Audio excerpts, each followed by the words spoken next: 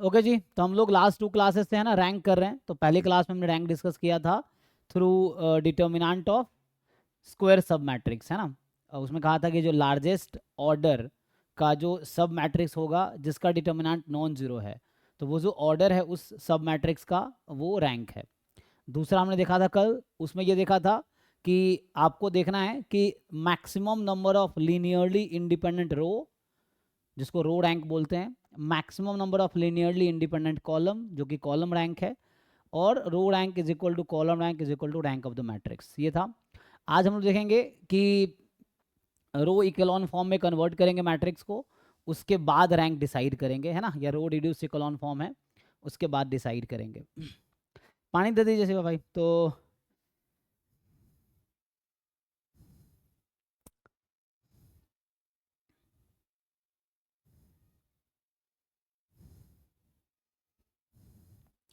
बताओ भाई कैसे डिफाइन करते हो। मैं अगर बात करूँ कोई मैट्रिक्स है ना। सो लेट ए कोई मैट्रिक्स है, ए आई जे ऑर्डर है एम क्रॉस एन, ठीक है ना। A is a matrix of order m cross n. अब आपको बताना है कि है ना इसको रो इकोलॉन फॉर्म में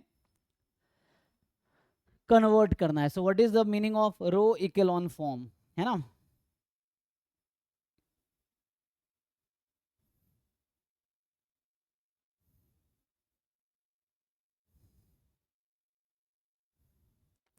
कब बोलेंगे किसी मैट्रिक्स को, मैं यहाँ डिफाइन कर रहा हूँ। रो echelon form of a matrix, हम कब बोलेंगे कोई मैट्रिक्स रो इकोलॉन फॉर्म में है, कब ऐसा बोलेंगे।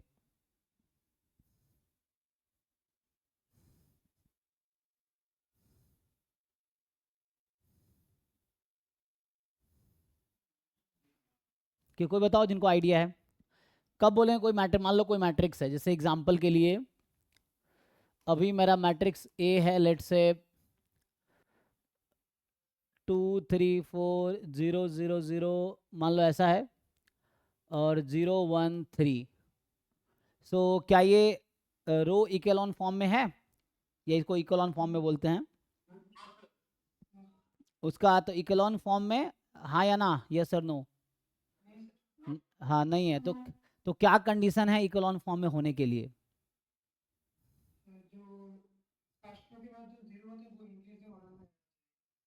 फर्स्ट रो के बाद जो जीरो होते हैं वो इंक्रीजिंग ऑर्डर में होने चाहिए। ओके, मतलब क्या नंबर ऑफ जीरोस की बात कर रहे हो तुम, कि जैसे, है ना। तो जैसे हाँ,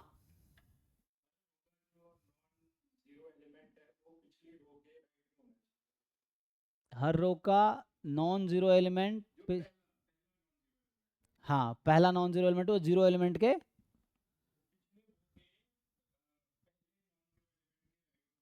राइट में होना चाहिए, बिल्कुल उस तरह से लिख सकते हैं। तो पहली चीज़ ये, मान लो इसको मुझे, मैं अभी इसे समझा रहा हूँ आपको कि एक मैट्रिक्स है, this is not in the row echelon form. Row echelon form में होने के लिए क्या कंडीशन है, जो पहली कंडीशन है वो ये है कि जो जीरो रोज हैं वो बॉटम में होने चाहिए। जैसे इसको मुझे अगर कन्वर्ट करना है तो मैं इसमें इसमें अब एलिमेंट्री ऑपरेशन लगा सकते हो आप। एलिमेंट्री ऑपरेशन क्या क्या थे आपको याद होगा। यू कैन चेंज, अब मैं रो इकोलॉन फॉर्म कर रहा हूँ, यहाँ सिर्फ रो ऑपरेशन आप लगाओ, ठीक है ना। तो यहाँ एक तरीका है कि you can interchange two rows, और दूसरा है you can change a row by this, and तीसरा था, हाँ ये तो तीसरा वाला है, दूसरा था कि you can change a row by multiplying a constant into it, जहाँ पे के कोई नॉन जीरो कांस्टेंट होगा, यही ना। तो यहाँ के कोई नॉन जीरो कांस्टेंट होगा। R i interchange at R j, R i changes as R i plus k time R j, फिर R i can be change as k time R i. तो ये हमारा row operation है जो पहले भी लिखा है मैंने। You can apply these row operations, और इसके हेल्प से हम मैट्रिक्स को रिड्यूस करेंगे। और कैसे, तो रो इकोलॉन फॉर्म का मतलब है पहली चीज, जैसे यहीं पे मैं ऑपरेशन लगाऊं कि R2 को इंटरचेंज कर दो R3 के साथ, तो ये क्या हो गया। सो अभी ये 2 3 4 यहाँ रहेगा, यहाँ 0 0 0 आ गया, और यहाँ पे 0 1 3। क्या ये अब रो इकोलॉन फॉर्म में है या नहीं? तो इसके 3 कंडीशन है, जैसे है ना बुक में जो लिखता है कि all non zero rows are above any zero row, ठीक है ना। फिर कह रहा है ईच लीडिंग एंट्री, तो लीडिंग एंट्री होता है फर्स्ट नॉन जीरो एलिमेंट जो होगा किसी रो का, उसको हम लीडिंग एंट्री बोलेंगे। तो कहता है all leading entry of a row is in the column to the right of the leading entry of the row above it. तो लीडिंग एंट्री एक वर्ड यहां आएगा, लीडिंग एंट्री का मतलब होगा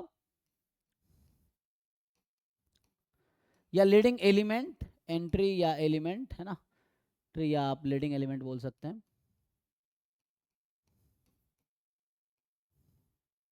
सो इसका मतलब होगा, सो इसका क्या डेफिनेशन है, मैं ये बोल रहा हूँ, इसका जो डेफिनेशन है ये है कि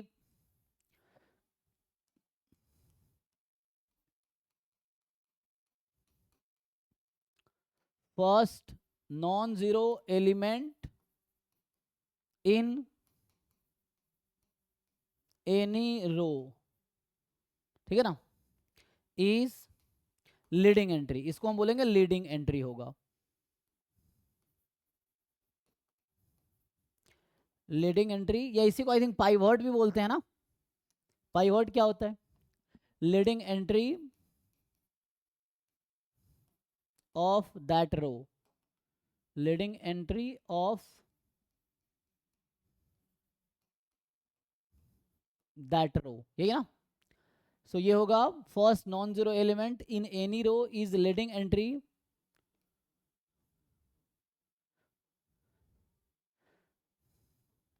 ठीक है भाई यहां तक।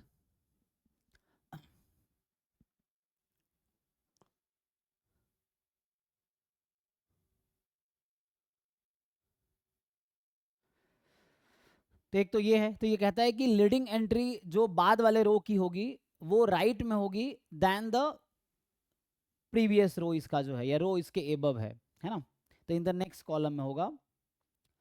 और तीसरी कंडीशन ये कहता है कि all entries in a column below a leading entry are zero.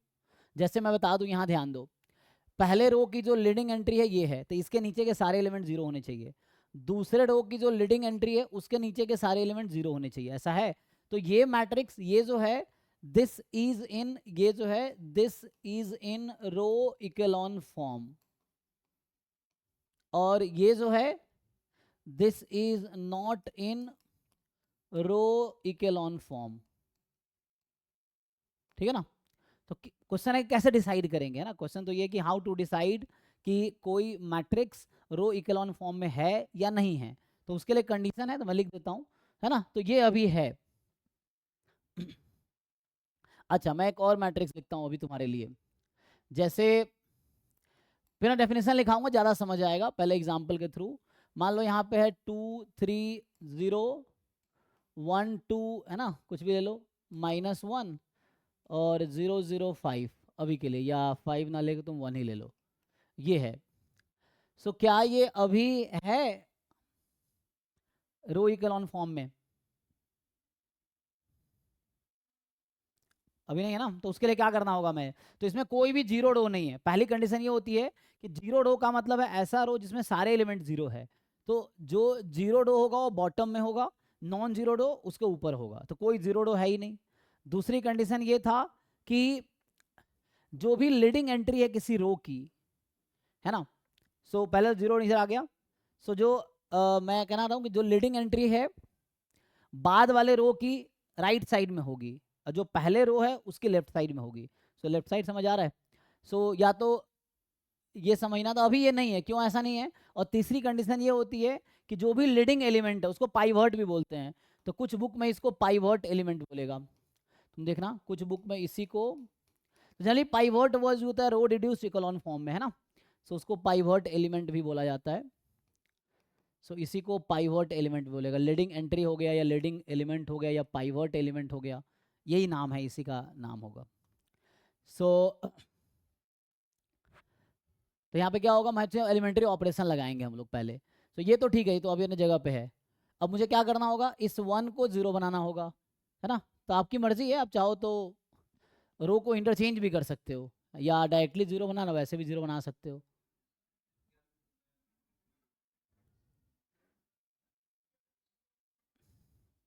किसी को समझ आया इसने क्या बोला? जोर से बोलो भाई, समझ नहीं आया मुझे।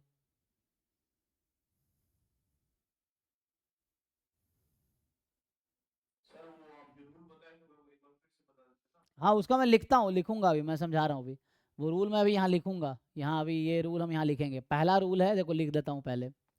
सो अ मैट्रिक्स ए, मान लो कोई मैट्रिक्स है, कोई भी ऑर्डर है ना, ये किसी भी ऑर्डर की हो सकती है, जरूरी नहीं कि स्क्वायर होगी, किसी भी ऑर्डर की हो सकती है। This is in row echelon form, row echelon form, या आर ई एफ लिख सकते हो, है ना। तो शॉर्ट में इसी को लोग लिखते हैं R E F, row echelon form, ठीक है ना। एक होगा R R E F, row reduced echelon form, वो दूसरा है। तो थोड़ा सा और आगे जाएंगे उसमें हम। तो इसमें था row echelon form, a matrix A is in row echelon form, जिसको हम आर ई एफ लिखेंगे, if and only if, so if and only if, ऐसा कब होगा? तो ये रो इकेलॉन फॉर्म में होगा इफ एंड ओनली इफ, तीन कंडीशन है इसमें, first, second, third. So the first condition है वो ये कहता है कि जितने भी जीरो रो होंगे, जीरो रो में समझ आ रहा है कि किसी एलिमेंट, उस रो के सारे एलिमेंट जीरो हो जाए तो वो जीरो रो बोलेंगे। और नॉन जीरो रो का मतलब उस रो का at least one element non zero हो, तो वो हमारा नॉन जीरो रो होगा, ठीक है ना। तो यहाँ मैं वर्ड यूज करूंगा जीरो रो, तो इससे मैं कंफ्यूज नहीं हो ना। जैसे हम वर्ड यूज करेंगे, तो जीरो रो का मतलब हो गया all elements in that row are zero, all elements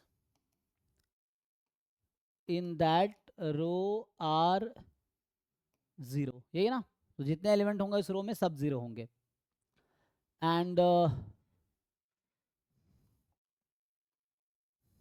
तो पहला कंडीशन ये है कि, जैसे बुक की लैंग्वेज लिख देता हूँ, ये लोग लिखते हैं कि हमारे पास होगा all non zero rows are above any zero rows, so all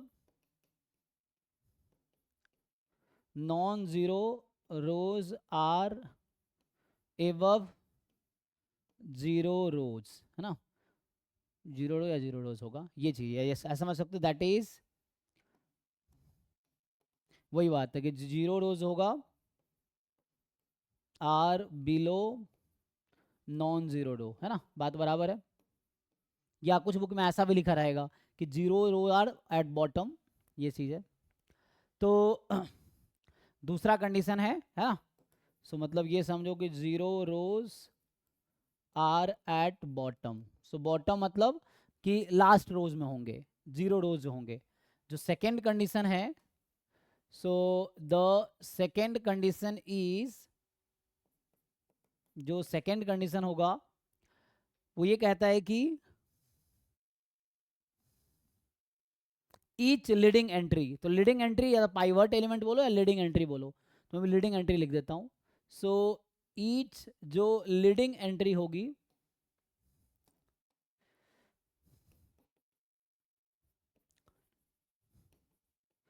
each leading entry, ठीक है, each leading entry of a रो,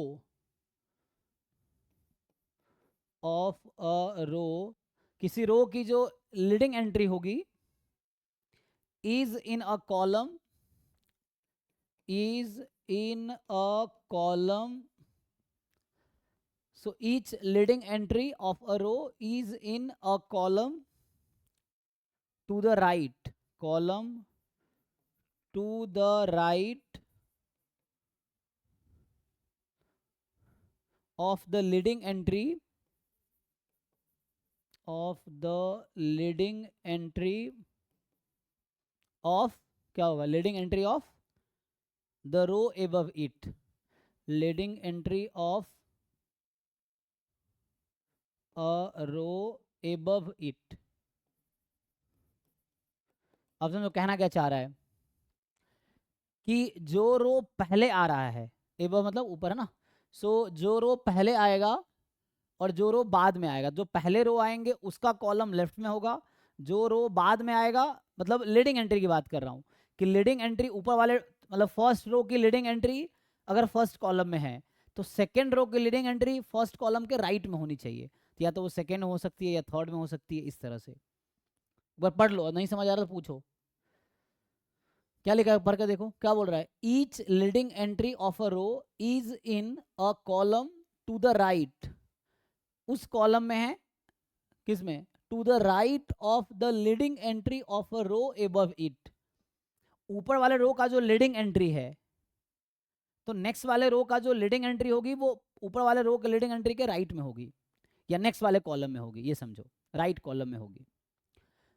तीसरा एग्जाम्पल समझा देता हूं। तीसरा कहता है कि जो थर्ड कंडीशन है कि all entries in the column below a leading entry are zero, तो all entries below the leading entry are zero, all entries below leading entry, या इन अ कॉलम बोल रहे हैं ना, वही बात है, all entries in a column below leading entries are zero, ठीक है ना। सो ये होगा are zero.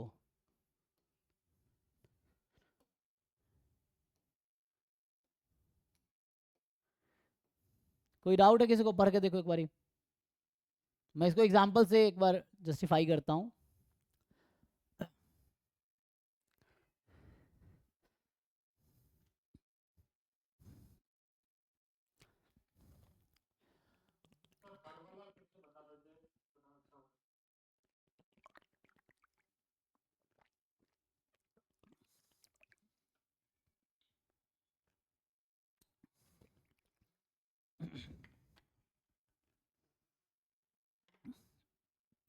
So leading entry का क्या मतलब था जी, है ना। लीडिंग एंट्री का मतलब है किसी रो का पहला नॉन जीरो एलिमेंट, तो किसी रो का जो पहला नॉन जीरो एलिमेंट होगा उसके नीचे के सारे एलिमेंट जीरो होंगे, ये कहना चाह रहा है उस कॉलम में। जैसे समझो आप थर्ड वाला समझना ना, देखो यहाँ पे जैसे ये एग्जाम्पल था। So why this is not in echelon form, क्योंकि इक्लोन फॉर्म का पहली कंडीशन है कि zero row must be at the bottom, तो यहाँ ऐसा नहीं है, इसलिए this is not in the echelon form. तो हमने क्या किया, हमने रो को इंटरचेंज किए, ठीक है, रो को इंटरचेंज किया। तो जब रो को हमने इंटरचेंज किया, कौन से, सेकेंड थर्ड रो को, तो जो जीरो रो है वो बॉटम पे आ गया, तो पहली कंडीशन सेटिस्फाई हो गई। देखो पहली कंडीशन थी कि जितने भी जीरो रोज होंगे वो बॉटम पे होंगे, ठीक है, यहाँ सिर्फ रो की बात होगी। सो रोज होंगे बॉटम पे होंगे, वो आ गया। सेकेंड कंडीशन कहता है कि each leading entry of a row, check करो, जैसे मैं बोलूँ तुमसे पहले रो की लीडिंग एंट्री 2 है, दूसरे रो में लीडिंग एंट्री 1 है। सो कह रहा है किसी भी रो में जो लीडिंग एंट्री है एक्चुअली उसका जो कॉलम होगा, लीडिंग एंट्री का कॉलम होगा वो राइट में होगा than the leading entry of the previous rows. जैसे 2 क्या है, फर्स्ट रो की लीडिंग एंट्री है, 1 क्या है, सेकेंड रो की लीडिंग एंट्री है। तो जो सेकेंड रो की लीडिंग एंट्री होगी वो राइट में होगी, उसकी कॉलम, मतलब सेकेंड रो की जो लीडिंग एंट्री है वो जिस कॉलम में है वो राइट में होगी then the column of the leading entry of first row. पहले रो की जो लीडिंग एंट्री उसका फर्स्ट कॉलम है और दूसरे रो की लीडिंग एंट्री का सेकेंड कॉलम है, तो सेकेंड कॉलम राइट में है देन फर्स्ट कॉलम। तो यही कहना चाह रहा है सेकेंड कंडीशन कि जो रो पहले आ रहे हैं उसका लीडिंग एंट्रीज पहले कॉलम में होगा, ये समझो, और जो रो बाद में आ रहा है तो उसकी जो लीडिंग एंट्री होगी वो बाद वाले कॉलम में होगी, ऐसे समझ सकते हो आप। नहीं नहीं, तो हमने वही बात हो गई, फिर से आप चीजों को ना घुमाने लगते हो। हमने कहाँ लिखा है जस्ट राइट, लिखा है ऐसा जस्ट राइट, मतलब आप पूछ रहे हो बता रहे हो। हाँ तो जस्ट राइट नहीं है क्योंकि जस्ट राइट में लिखा ही नहीं है, हमने ऐसे जस्ट राइट लिखा, हमने लिखा है to the right of the leading entries, तो ऐसे तो बोला नहीं जस्ट राइट होगा, यहाँ पे कोइंसिडेंट है कि जस्ट राइट आया, जरूरी तो नहीं है कि जस्ट राइट होगा, तो हमने हमने ऐसा नहीं लिखा ना जस्ट राइट है यहाँ पे। तो यहाँ पे जस्ट राइट में हमने हमने क्या कहा, राइट में होगा, तो मैंने था बोला ही जस्ट राइट में होगा ना, वहाँ लिखा है ना, मैंने बोला है कि जस्ट राइट में होगा, वो तो यहाँ पे एक एग्जाम्पल है जस्ट राइट वाला। फिर तीसरी कंडीशन क्या थी, तीसरी कंडीशन में है कि all entries in a column below leading entries, so all entries in a column below leading entries are zero, या लीडिंग एंट्री जिस भी कॉलम में है उसके बिलो एलिमेंट हमेशा जीरो होंगे। मतलब जैसे आप यहां देखिए ये 2 है, तो 2 फर्स्ट कॉलम में है, तो फर्स्ट कॉलम में 2 के नीचे के सारे एलिमेंट जीरो होंगे, सेकेंड कॉलम में 1 के नीचे के सारे एलिमेंट जीरो होंगे, एंड थर्ड में आगे चेक करने की जरूरत नहीं, क्योंकि जी है ना लीडिंग रो इसमें है ही नहीं, सो थर्ड रो में कोई लीडिंग एंट्री नहीं है, या पाइवट बोल सकते नहीं है यहाँ पे। ठीक है भाई, देखो किसी को कंफ्यूजन है बताओ, अभी भी इसमें कुछ कंफ्यूजन है तो आप क्वेश्चन पूछो। सेकेंड कंडीशन,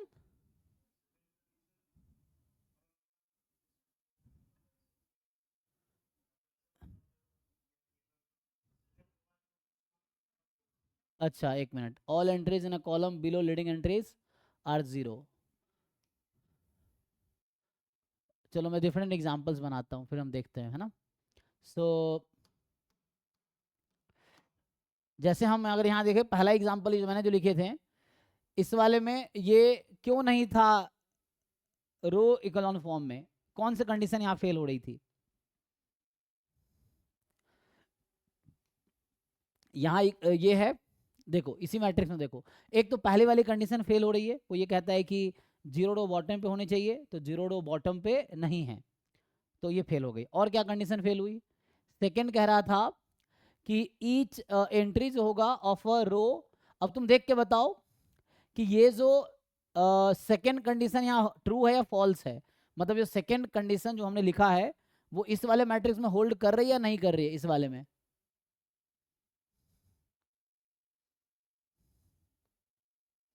मतलब सेकंड कंडीशन फेल हो रही है यहाँ पे या नहीं हो रही है, ये पूछ रहा हूँ मैं, बाकी लोग देख के बताओ, सत्यम तुम ही बताओ भाई, कैसे कैसे फेल हो रही है।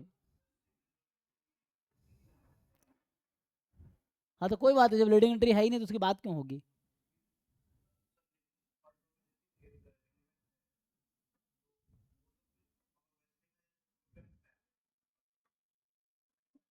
नहीं नहीं, वो ये कह रहा है कि leading entry of a later row are in the letter column, simple सा ये मतलब है ना, या leading entry of the below row are in the right column, ऐसे समझ सकते हो आप।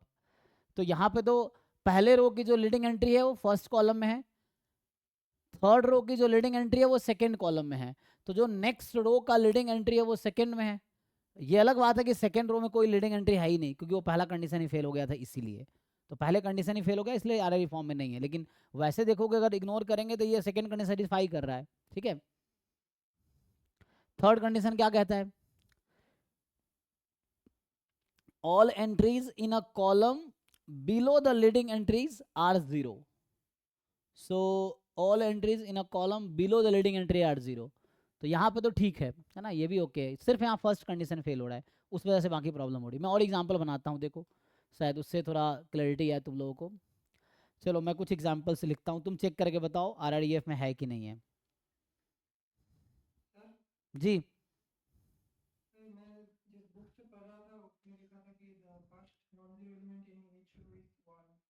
नहीं, वो आप जो पढ़ रहे हो उसका नाम है रो रिड्यूस्ड इकोलॉन फॉर्म, ध्यान से पढ़ो, मैंने क्या लिखा है, रो इकेलॉन फॉर्म। जो आप पढ़ रहे हो मैंने अभी बताए हैं रो इकेलॉन फॉर्म, और जो आप पढ़ रहे हो, आप ध्यान से पढ़ो, वो आप पढ़ रहे हो RREF, दोनों अलग चीज है। So what you are saying is RREF, जो मैं आगे लिखाऊंगा, चेक करो एक बार पढ़ के देखो, क्या हेडिंग क्या है उसका, जिस बुक में आप पढ़ रहे हो, what is the heading, definition का हेडिंग। हाँ, डेफिनेशन में क्या लिखा है,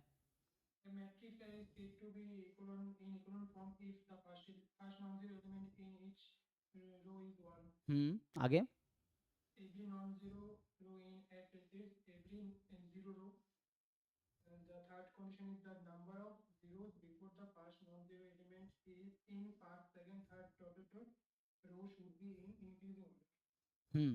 तो वो जो चीज बता रहा है वो उसका नाम है रो रिड्यूस इकोलॉन फॉर्म। मैं इसको दो पार्ट में डिफाइन करूंगा, ठीक है ना। सो अब डिफरेंट बुक में पढ़ेंगे आप। सो रो रिड्यूस इकोलॉन फॉर्म है वो, तो वो मैं ये लिखूंगा इसी से आगे। अभी मैंने डिफाइन किया रो इकोलॉन फॉर्म। तो कई चीज़ें बुक टू बुक वैरी करती हैं, तो डिफरेंट बुक में ऐसा हो सकता है, तो कोई इशू नहीं है। हालांकि आप उससे भी रैंक निकालोगे तब भी सेम आएगा, बट जब आप वो बता रहे हैं उससे थोड़े कैलकुलेशन बढ़ जाएंगे, स्टेप बढ़ेंगे, टाइम ज़्यादा लगेगा, but that is also fine. तो वो सिर्फ इकोलॉन फॉर्म लिखा है। तो यहाँ इकोलॉन फॉर्म की हम दो कैटेगरी में डिफाइन कर रहा हूँ ना, एक क्या है रो इकोलॉन फॉर्म, एक है रो रिड्यूस्ड इकोलॉन फॉर्म। तो रिड्यूस्ड इकोलॉन फॉर्म में जब हम आएंगे तो pivot element has to be one, या leading entries has to be one. तो मैं यहाँ लीडिंग एंट्री को वन फिक्स नहीं कर रहा हूँ, क्योंकि ये रो इकोलॉन फॉर्म की बात कर रहे हैं जस्ट हम रो रिड्यूस्ड इकोलॉन फॉर्म। अब कुछ बुक दो अलग अलग तरीके से डिफाइन करता है, आप जो बुक पढ़ रहे हो उसमें सिर्फ RREF को ही इकोलॉन फॉर्म बोला, दैट इज ऑल्सो फाइन, कोई इशू नहीं है, ठीक है ना। तो ये हम लोग ये बता रहे हैं जस्ट,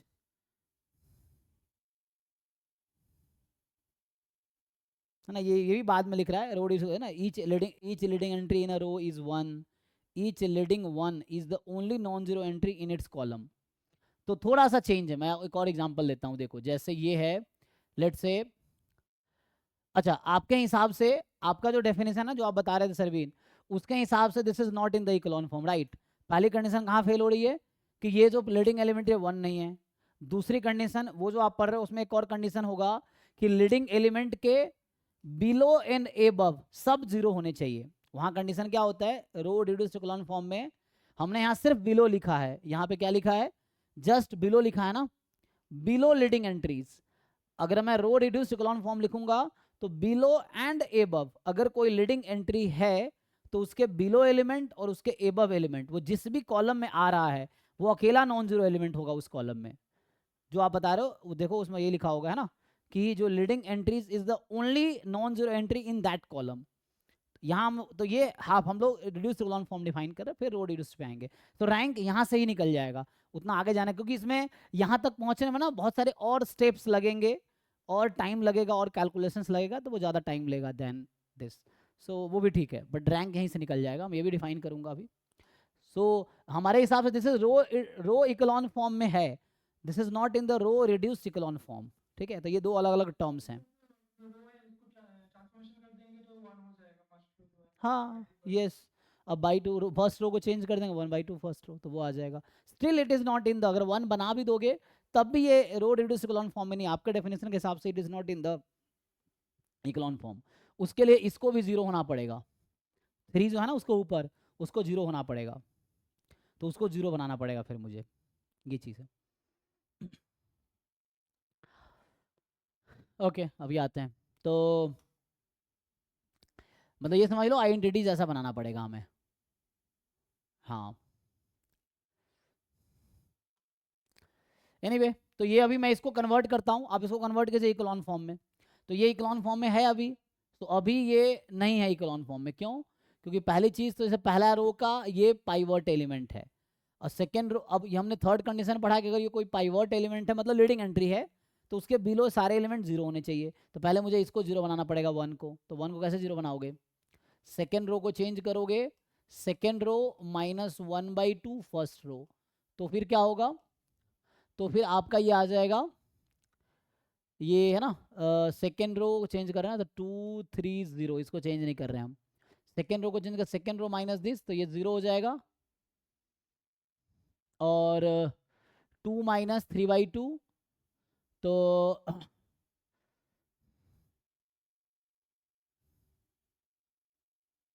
कितना आएगा, -1/2 +1/2, 2 - 3/2, तो +1/2 एंड -1 ही रहेगा यहाँ पे। अब यहाँ ये तो क्या रहेगा 0 0 1, अब ये आ गया आपका लीडिंग एंट्री, ठीक, ये हो सकता है, और इसका लीडिंग एंट्री क्या है, ये 1 है। तो अब देखो ये कंडीशन सेटिस्फाई कर रही है, आप चेक करो जो 3 कंडीशंस है क्या वो सेटिस्फाई हो रही है इस इक्वेशन में, इस वाले में, ये क्या ये रो इकोलॉन फॉर्म में है, यस सर नो, क्यों नहीं है, जीरो रो होना जरूरी थोड़ी है, जीरो रो होना जरूरी नहीं है ना। उसने कहा अगर जीरो रो होगा so that will be at the bottom, है ना। क्वेश्चन ये था, उसमें ये कंडीशन था कि if 0 row are there then that must be at the bottom, but 0 row है ही नहीं तो कोई टेंशन नहीं है हमें, तो उसका कोई टेंशन नहीं है। हाँ, है ना, हाँ, क्योंकि उसमें पहली कंडीशन थी कि 0 row should be at the bottom, तो if 0 rows are there then it will be at the bottom, if there is no 0 row it's okay, ठीक है। सेकेंड कंडीशन है कि जो भी पाइवोट एंट्रीज है, फर्स्ट रो की पाइवोट एंट्री फर्स्ट कॉलम में है, सेकेंड रो की पाइवोट एंट्रीज सेकेंड कॉलम में है, थर्ड रो की पाइवोट एंट्रीज थर्ड कॉलम में है, तो जो बाद वाले रोज हैं उसकी जो पाइवोट एलिमेंट है या लीडिंग एंट्रीज हैं वो बाद वाले कॉलम में आएंगे। अब ऐसे समझ सकते हैं, जो सेकेंड लाइन था उसका यही मतलब था कि जो बाद वाले रोज हैं उसके लीडिंग एंट्रीज बाद वाले कॉलम्स में आएंगे, ये चीज़ है। तो कई अलग अलग तरीके से वर्ड्स में लोग लिखते हैं एक ही चीज़ को। सो ये है, this is in row echelon form, ठीक है ना। अभी रो इकोलॉन फॉर्म है, जैसे आप यहां देखो कि how many number of leading entries are there, या number of non zero row in the row echelon form is called rank of the matrix. तो इस मैट्रिक्स का रैंक 3 है, क्योंकि यहाँ पे नंबर ऑफ नॉन जीरो रो 3 है। यहाँ पे आ जाओ, ये जो लिख रहा था मैं, इसमें कितने पाइवट नॉन जीरो रो हैं, there are just 2 non zero row, तो इसका रैंक 2 होगा, इस मैट्रिक्स का रैंक 2 है, because there are 2 non zero row in the row echelon form, है ना। तो रैंक निकालने के 3 तरीके हो गए, एक तो सब मैट्रिक्स वाला तरीका था, कल हमने इंडिपेंडेंस और डिपेंडेंस वाला तरीका था, आज हम देख रहे हैं रो इकोलॉन फॉर्म या रो रिड्यूस्ड इकोलॉन फॉर्म, उस पर भी मैं आऊंगा, तो वो डिस्कस करेंगे अभी। किसी को डाउट है इसमें, देखो और मैं कुछ एग्जांपल लिखता हूँ, तुम चेक करके बताओ वो इकोलॉन फॉर्म में है कि नहीं है ना। तो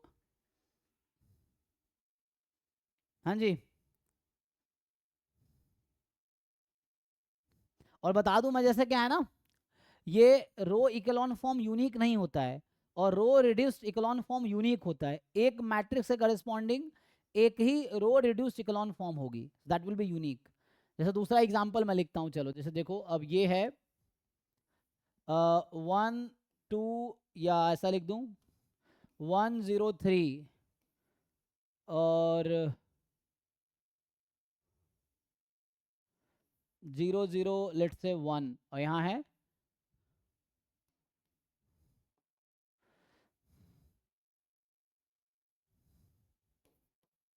नाल 2 हो गया।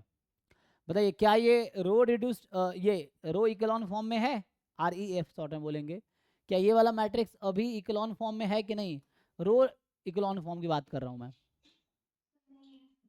क्यों नहीं है, चेक करो, कंडीशन 3 कंडीशन है, आप वेरीफाई करो वन बाय वन कि देयर आर 3 कंडीशंस, कौन सी सेटिस्फाई हो रही है कौन सी नहीं हो रही है। तो पहली कंडीशन थी अगर 0 रो हुई तो बॉटम पे होनी चाहिए, वो है। सेकेंड कंडीशन है लीडिंग एंट्री, देखो तो फर्स्ट रो की लीडिंग एंट्री ये है, सेकेंड रो की लीडिंग एंट्री है, लीडिंग एंट्री मतलब first non zero element in that row is the leading entry और पाइवट एलिमेंट, ठीक है ना। तो लीडिंग एंट्री जो है यहाँ पे ये 1 है, इसके 2 है, तो ये किस कॉलम में आ रही है, फर्स्ट कॉलम में, और ये किस कॉलम में, थर्ड कॉलम में। तो उसने कहा था कि जो बाद वाले रोज होंगे उसके लीडिंग एंट्रीज बाद वाले कॉलम में आएंगे, मतलब जैसे फर्स्ट रो की लीडिंग एंट्री फर्स्ट कॉलम में है, सेकेंड रो में लीडिंग एंट्री थर्ड कॉलम में है, तो लेटर है तो उसने कहा था राइट होगा, है ना। So the column of the जो लीडिंग एंट्री होगी जो बाद वाले रोज की हैं वो बाद में आएंगी, है ना, ये होगा, या राइट में होगा, जो बाद वाले रो हैं जो है ना, सो वो राइट में होगा, जो पहले रो आ रहे हैं उसका लेफ्ट में होगा कॉलम, ठीक है। तो इस तरह से है। तीसरी कंडीशन थी कि लीडिंग एंट्री के बिलो एलिमेंट 0 होने चाहिए, लीडिंग एंट्रीज के बिलो एलिमेंट 0 होने चाहिए, तो ये है। अब आपसे पूछे इसका रैंक कितना है, तो यहाँ भी there are 2 non zero rows, तो रैंक इज 2, ठीक है। तो इस तरह से जैसे सी मैं लिखता हूं, जैसे यहाँ पे मान लो 1 2 3 2 4,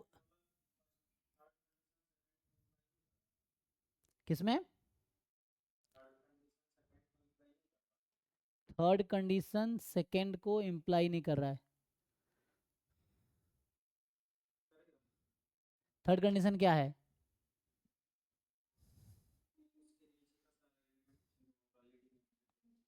ठीक है। और तो उसे क्या क्या इम्प्लाई करेगा?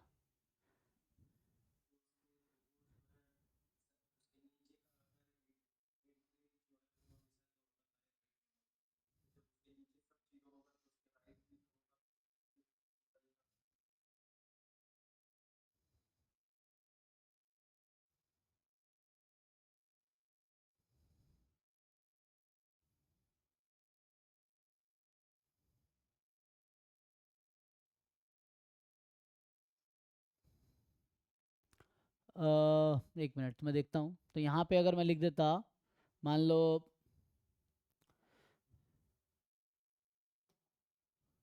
तो उसको ढूंढना पड़ेगा एग्जाम्पल। अगर गलत दिखाना है मुझे तो we have to see the example.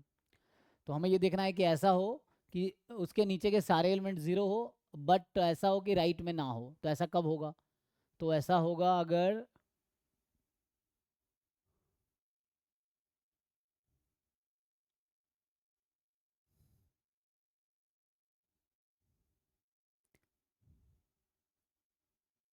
हाँ, लीडिंग एंट्री के सारे एलिमेंट अगर जीरो हो गए,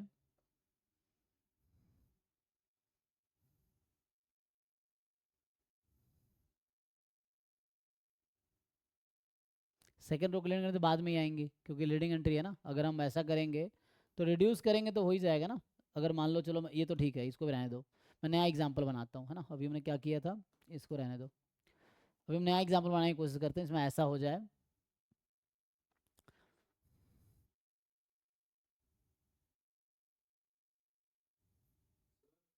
हाँ,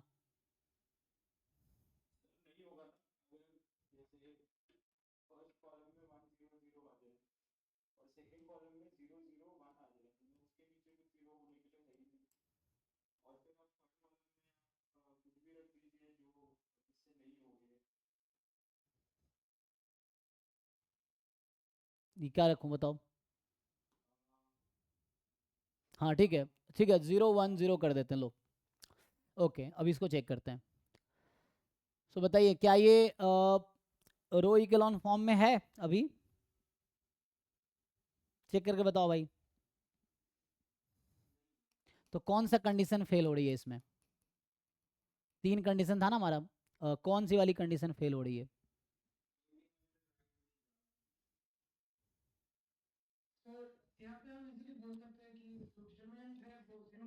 नहीं नहीं, अरे डिटर्मिनेंट मत जाओ, वो उसका क्वेश्चन का आंसर करते हैं अभी। हाँ जी, अमित आप देखिए, आपको आंसर मिला आपके पॉइंट का?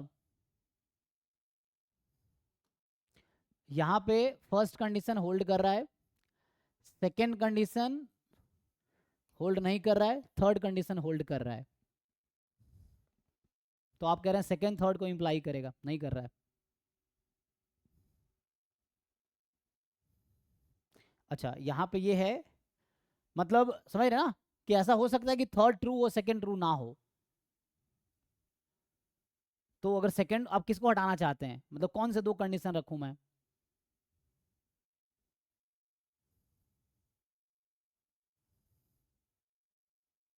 यहाँ सेकेंड ही फेल हो गया ना।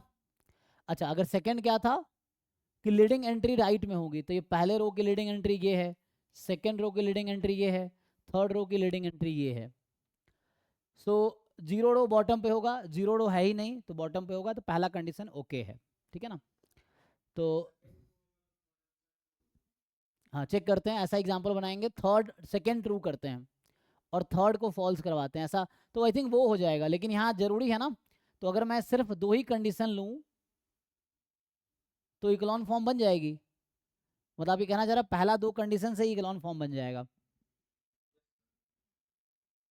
चलिए ट्राई करके देखते हैं।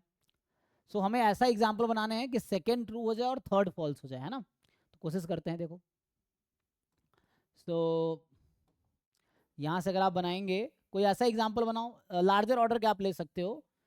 कोई जरूरत नहीं स्क्वायर ही लेंगे, यू कैन टेक 3 क्रॉस 5 और 5 क्रॉस 3, 3 क्रॉस 6, कुछ भी ले सकते हो। कोई ज़रूरी नहीं है कि, है ना, यही लेंगे हम। तो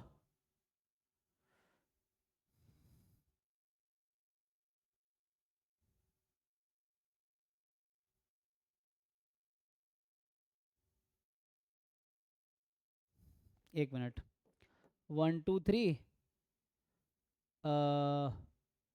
लीडिंग एंट्रीज इन द, हमने क्या लिखा है कि लीडिंग एंट्रीज होगा वो बाद में होगा। तो चलो यहाँ करते हैं 0 2 3 0 0, चलो ये ले लेते हैं। अब बताइए ये क्या अभी इक्लोन फॉर्म में है?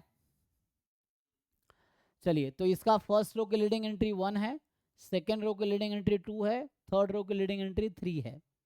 अब यहाँ पे बताइए कौन कौन सा कंडीशन होल्ड कर रहा है? पहला वाला ओके है, यस। दूसरा वाला क्या कहता है? दूसरा वाला क्या कह रहा है कि लीडिंग एंट्री जो पहले वाले कॉलम में होगा, तो एक काम करो यहाँ पे, अच्छा मैं ऐसा कर सकता हूँ ना यहाँ पे 3 2 1, अच्छा तो 3 2 1 लेंगे तो लीडिंग एंट्री तो थर्ड रो की जो आ गई वो फर्स्ट कॉलम में ही आ गई एक्चुअली। हाँ इम्प्लाई तो करेगा, बात तो सही है, थिंक लग तो ऐसी रहा है। चेक करो कोई एग्जांपल ऐसा बनाएंगे, नहीं चेक करना पड़ेगा, अभी ऐसे श्योरिटी नहीं बोल सकते। तो कोई ऐसा एग्जाम्पल हमें बनाना पड़ेगा जहाँ पे थर्ड कंडीशन, हमें क्या सोचना है, ऐसा एग्जाम्पल चाहिए फर्स्ट ट्रू फॉल्स जो भी हो जाए, सेकेंड थर्ड, है ना। तो फर्स्ट को ही पहले हम फॉल्स करवा देते हैं। ओके एक मिनट, तो अगर मैं ऐसा करूं, यहाँ पे क्या हो रहा है, फर्स्ट ओके है, सेकेंड वाला गलत हो रहा है यहाँ भी, और थर्ड वाला, थर्ड क्या था लीडिंग एंट्री के, थर्ड भी गलत हो रहा है ना, ये है यहाँ पे। सो थर्ड भी गलत हो रहा है। सेकेंड गलत इसे हो रहा है क्योंकि उसने कहा, हमने कहा था कि जो पाइवोट एलिमेंट होंगे, मतलब जो लीडिंग एंट्री होगी बाद वाले रो की, वो बाद में आएगी, यही ना। सो लीडिंग एंट्री बाद वाले रो की बाद में आएगी। सो वैसा तभी हो सकता है ना जब ये नीचे जीरो होगा, तो otherwise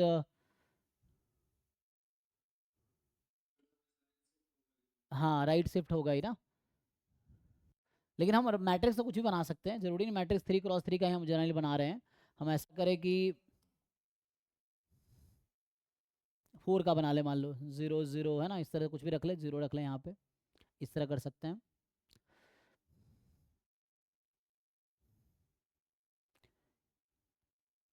first non zero entry है ना, वो लीडिंग रो है एक्चुअली।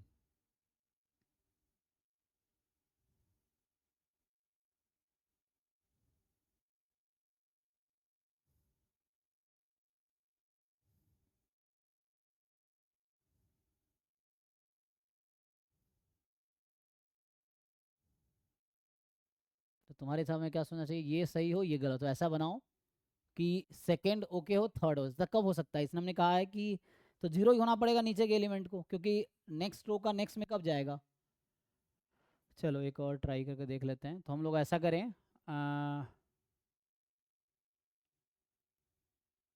वो तो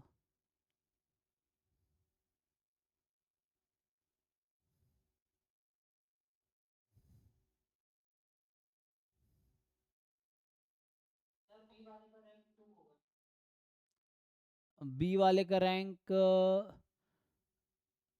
हाँ इसको ठीक करना पड़ेगा, अभी कन्वर्ट नहीं किया ना। देखो रैंक हम तब बोल पाएंगे जब हम लोग रो रिड्यूस इक्लॉन फॉर्म में कन्वर्ट कर पाएंगे। अभी है ही नहीं, ये इस फॉर्म में है ही नहीं, तो पहले आपको इसको इक्लॉन फॉर्म में लाना। अच्छा ये बी की बोल रहे हैं, हाँ बी का रैंक 2 है, तो बी तो ठीक है। हाँ बी का रैंक 2 है।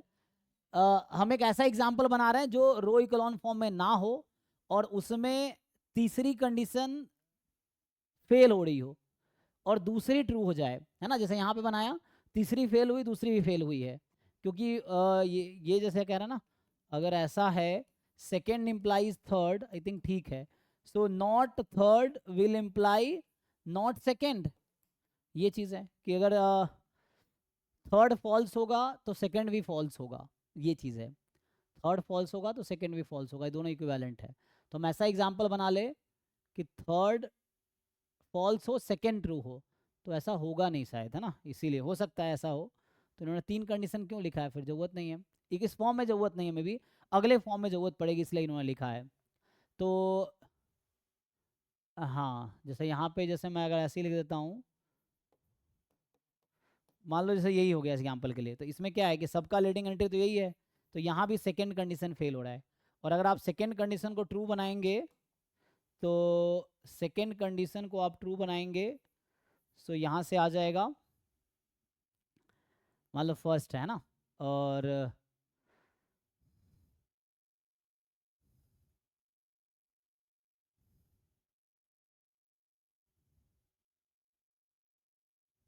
जीरो ही होंगे, क्योंकि और कोई पॉसिबिलिटी नहीं है, क्योंकि जो ही आप राइट शिफ्ट कराएंगे तो ये है, और यहाँ पे लीडिंग एंट्री ये है, तो इसका क्या मतलब है, सेकेंड रो और थर्ड रो का जो लीडिंग एंट्री है वो एक ही कॉलम में है, तो उसके लिए इसको जीरो करना पड़ेगा तभी यहाँ पे आएगा। तो आई थिंक ठीक है, हाँ आप सही कह रहे हैं, तो वो सही है ना, ये ओके होना चाहिए, क्योंकि हम लोग जब भी बोलेंगे कि बाद वाले रो का जो लीडिंग एंट्री है वो बाद वाले कॉलम में कब आ सकता है, जब उसके नीचे वाले एलिमेंट जीरो होंगे, वरना एक ही कॉलम में आ जाएगा दोनों, तो एक ही कॉलम में आ जाएगा, राइट में शिफ्ट तो होगा नहीं। तो आई थिंक यहाँ पे ओके है, लेकिन आगे रो रिड्यूस्ड इक्लोन फॉर्म में भी ये डिफरेंस क्रिएट करेगा शायद, इसलिए लिखा गया है।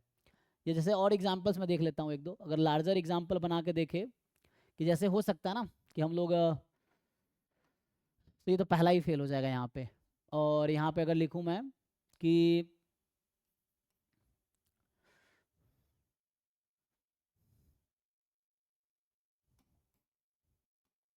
जीरो वन टू थ्री या 0010 है ना, 1 ऐसे हो जाएगा, मान लो ऐसा है। तो यहाँ क्या हो रहा है, फर्स्ट रो की लीडिंग एंट्री यहाँ है, सेकेंड रो की लीडिंग एंट्री यहाँ है, थर्ड रो की लीडिंग एंट्री यहाँ है। तो इसमें क्या हो रहा है, पहला वाली कंडीशन भी फेल हो रही है, सेकेंड वाली कंडीशन थी कि पहली कंडीशन क्या थी कि जीरो रो बॉटम पे होनी चाहिए, वो नहीं है, तो इसलिए ये रो रिड्यूस्ड इक्लोन फॉर्म में नहीं है, ठीक है ना। और दूसरी कंडीशन थी हमारे पास कि जो भी लीडिंग एंट्रीज है किसी रो में, उसका जो कॉलम है बाद वाले रो के जो लीडिंग एंट्रीज है, तो जो पहले वाले रो का एलिमेंट वो लेफ्ट में होगा, दूसरे रो का राइट में होगा, तो ये ऐसा तभी हो सकता है ना जब उसके नीचे के सारे एलिमेंट जीरो होंगे, ऐसा तभी पॉसिबल है। तो यहाँ पे क्या हो रहा है, सेकंड की अगर बात करें, सेकंड भी फेल कर रहा है, क्योंकि पहले रो की लीडिंग एंट्री थर्ड कॉलम में है और दूसरे रो की लीडिंग एंट्री इसमें है। और तीसरा कंडीशन यहाँ पे है कि लीडिंग एंट्री के नीचे के सारे एलिमेंट जीरो होने चाहिए, तो वैसे भी बाकी एक फेल हो गया तो बाकी चेक करने का जरूरत ही नहीं है, ठीक है ना। तो ये भी यहाँ पे फॉल्स है, क्योंकि जैसे इसके नीचे के एलिमेंट जीरो नहीं है, यहाँ जीरो नहीं है, तो यहाँ तीनों कंडीशन फेल कर रहा है। तो मे भी वो करेक्ट होगा, आप जो कह रहे हैं सही होगा, करेक्ट ही होगा, क्योंकि वैसा होगा ही नहीं, क्योंकि जब भी हम बोलते हैं कि नेक्स्ट रो की एंट्री नेक्स्ट रो में, इसका मतलब उसके नीचे के एलिमेंट जीरो ही होना पड़ेगा, तो ये ठीक है ना।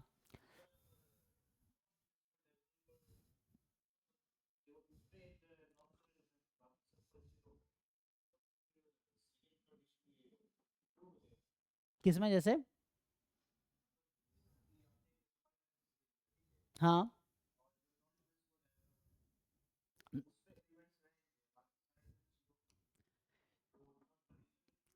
कोई मैट्रिक्स बनाओ, नहीं नहीं तुम बोलो, एलिमेंट बोलो, किस ऑर्डर के मैट्रिक्स बनाऊं ऐसे बताओ। चलो 3x3 एलिमेंट्स बताओ इस ऑर्डर में, 0 0 1 0 1 0,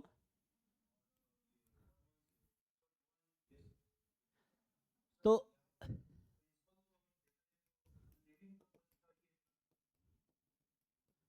लीडिंग तो इसका फर्स्ट रो का लीडिंग ये है, सेकेंड रो का लीडिंग ये है, थर्ड रो का लीडिंग ये है।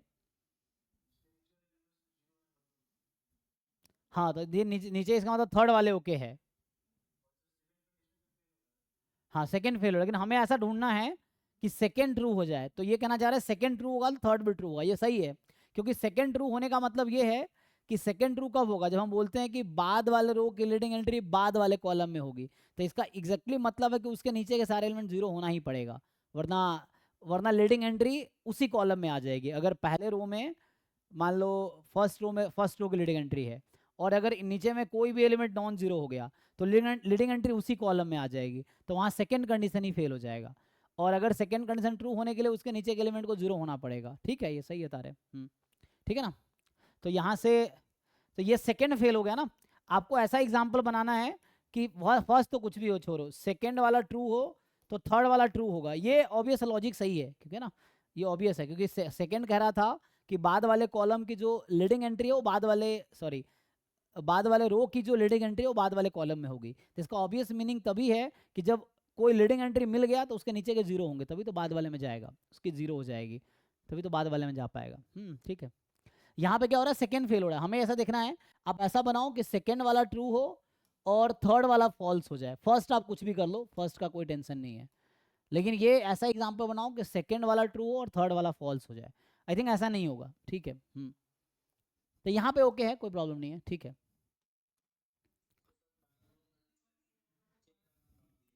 हाँ हाँ वो काफ़ी है, चलेगा।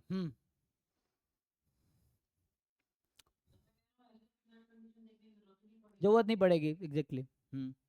तो इन लोगों ने क्या लिखा है, एक बार पढ़ लेता हूँ। All entries in a column below the leading entry are zeros. So all entries in a column, ये आगे वाले जो रो रिड्यूस इकोलॉन फॉर्म में वही 3 कंडीशन लिखूंगा मैं, लेकिन वहां पे जरूरत पड़ेगी। चलो मैं उसका डेफिनेशन लिखता हूँ, फिर देखते हैं कैसे डिफरेंस क्रिएट हो रहा है ना। तो ये चेक करते हैं हम लोग। तो अभी हमने क्या लिखा है, अभी जो मैंने डेफिनेशन लिखा वो था रो इकोलॉन फॉर्म, और रैंक निकालने के लिए यही काफ़ी है, ठीक है ना। सो रैंक निकालने के लिए तो इसमें दो ही कंडीशन देखना काफ़ी है, सही कह रहे हैं आप। यहाँ अगर, क्योंकि ये वाला ट्रू होगा तो ये ट्रू होगा ही, ये इसको इंप्लाई नहीं करेगा, थर्ड वाला सेकंड को इंप्लाई नहीं कर सकता है, may be not, may not imply, but second will imply, it's fine. तो ओके है। तो यहाँ मैं ये कह रहा हूँ कि अगर इस फॉर्म से आप रैंक निकालेंगे, तो मैं यहीं पे थ्योरम लिख देता हूँ। सो सिंपल रैंक निकालना हो तो किसी भी मैट्रिक्स को आप कन्वर्ट कर सकते हैं रो इकोलॉन फॉर्म में, ठीक है ना, और उससे आप रैंक निकाल सकते हैं। तो जो रैंक ऑफ मैट्रिक्स होगी, सो रैंक ऑफ मैट्रिक्स होगी, ये आएगा कि number of non zero row, number of non zero row in row reduce बाद में करेंगे, रो इकोलॉन फॉर्म REF, ठीक है ना। सो ये था रो इकोलॉन फॉर्म, इसकी बात कर रहे थे हम। तो ये यहाँ थर्ड कंडीशन यू में इग्नोर, कोई दिक्कत नहीं है। सो आगे में भी इंपॉर्टेंट होगा ये, क्योंकि लीडिंग एंट्री को 1 करना पड़ेगा, तो वहाँ पे, क्योंकि यहाँ लीडिंग एंट्री कुछ भी हो सकता है इसलिए ऐसा हो रहा है, वहाँ पे मुझे लीडिंग एंट्री 1 कर, चेक करते हैं उसको भी क्या कहना चाहता है। तो number of non zero row in the row reduced row echelon form, this is rank of the matrix, rank of the matrix, ठीक है ना। तो सिंपल है ये, रैंक अगर निकालना हो तो आप रो इकोलॉन फॉर्म में किसी मैट्रिक्स को कन्वर्ट कर लो। कोई भी एग्जांपल, एक दो एग्जांपल चेक कर लेते हैं जिसका रैंक निकालना हो। जैसे एग्जांपल के लिए, चलो मैं एक दो क्वेश्चन पहले सॉल्व करता हूँ, फिर हम इस फॉर्म पे आते हैं। तो एक दो क्वेश्चन सॉल्व करने के लिए हम लोग PYQ भी उठा लेते हैं, जैम का ही। तो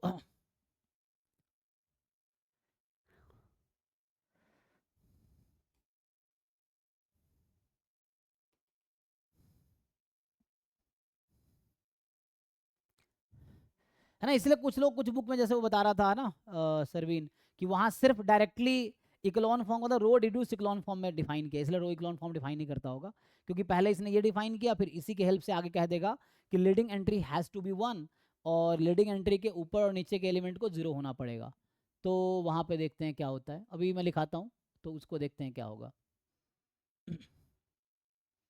और कुछ बुक में क्या करता है, पहले रो इकोलॉन फॉर्म डिफाइन करता है, फिर इसके हेल्प से रो रिड्यूस्ड इकोलॉन फॉर्म डिफाइन करता है। तो डिफरेंट बुक के डिफरेंट तरीका है। तो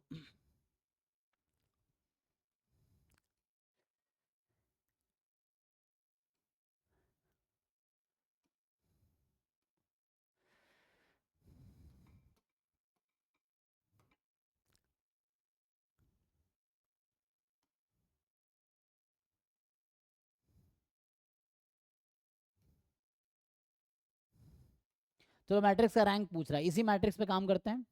ये हमसे इसमें जैम 2024 का ही क्वेश्चन है, जिसमें आपको कुछ ऑप्शन में रैंक पूछ रहा है, बाद में सिस्टम का सॉल्यूशन पूछ रहा है।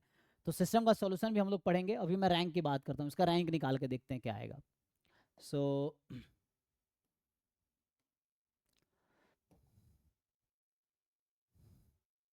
ठीक है ना, हमारा काम क्या है, इसका रैंक निकालना। तब तक आप लोग खुद कैलकुलेट करके देख लो आपके हिसाब से क्या रैंक आता है, आप लोग बताइए। सो आप लोग अपने तरीके से सॉल्व करो, जैसे भी 3 तरीका हमने देखा है। एक तो वो हमने सब मैट्रिक्स के डिटरमिनेंट के थ्रू देखा था, एक ने लीनियरली डिपेंडेंट इंडिपेंडेंट के थ्रू देखा था, और एक हमारा अभी है रो इकोलॉन फॉर्म के थ्रू। आगे मैं रो रिड्यूस इकोलॉन फॉर्म डिफाइन करूंगा, उसके थ्रू भी आ जाएगा। तो आप बताइए मुझे कि आपके अकॉर्डिंग इसका रैंक क्या आएगा, what is rank of this matrix. ये किस ऑर्डर का है, 3 क्रॉस, है ना। तो यहाँ से 1 2 3, 1 2 3 4 5, 3 क्रॉस 5 की मैट्रिक्स है ना। ये 3 रो है, 5 कॉलम है। सो आप बताइए रैंक क्या होगा। ऐसे आप लोग जानते होंगे, तो इसका रैंक कहाँ से कहाँ तक बिलोंग करता है, रेंज क्या होगा रैंक का, more than equal to 0, less than equal to minimum of 3,5, है ना। ये रेंज था रैंक का कि रैंक कहाँ से कहाँ तक हो सकता है। तो मिनिमम रैंक 0 हो सकता है, रैंक की मैक्सिमम वैल्यू हो सकती है वो नंबर जो mn में से मिनिमम है। रैंक, है ना, ये मैं रैंक लिख रहा था, rank of A. So matrix का जो रैंक है वो इसमें बिलोंग करेगा। सो क्या आएगा?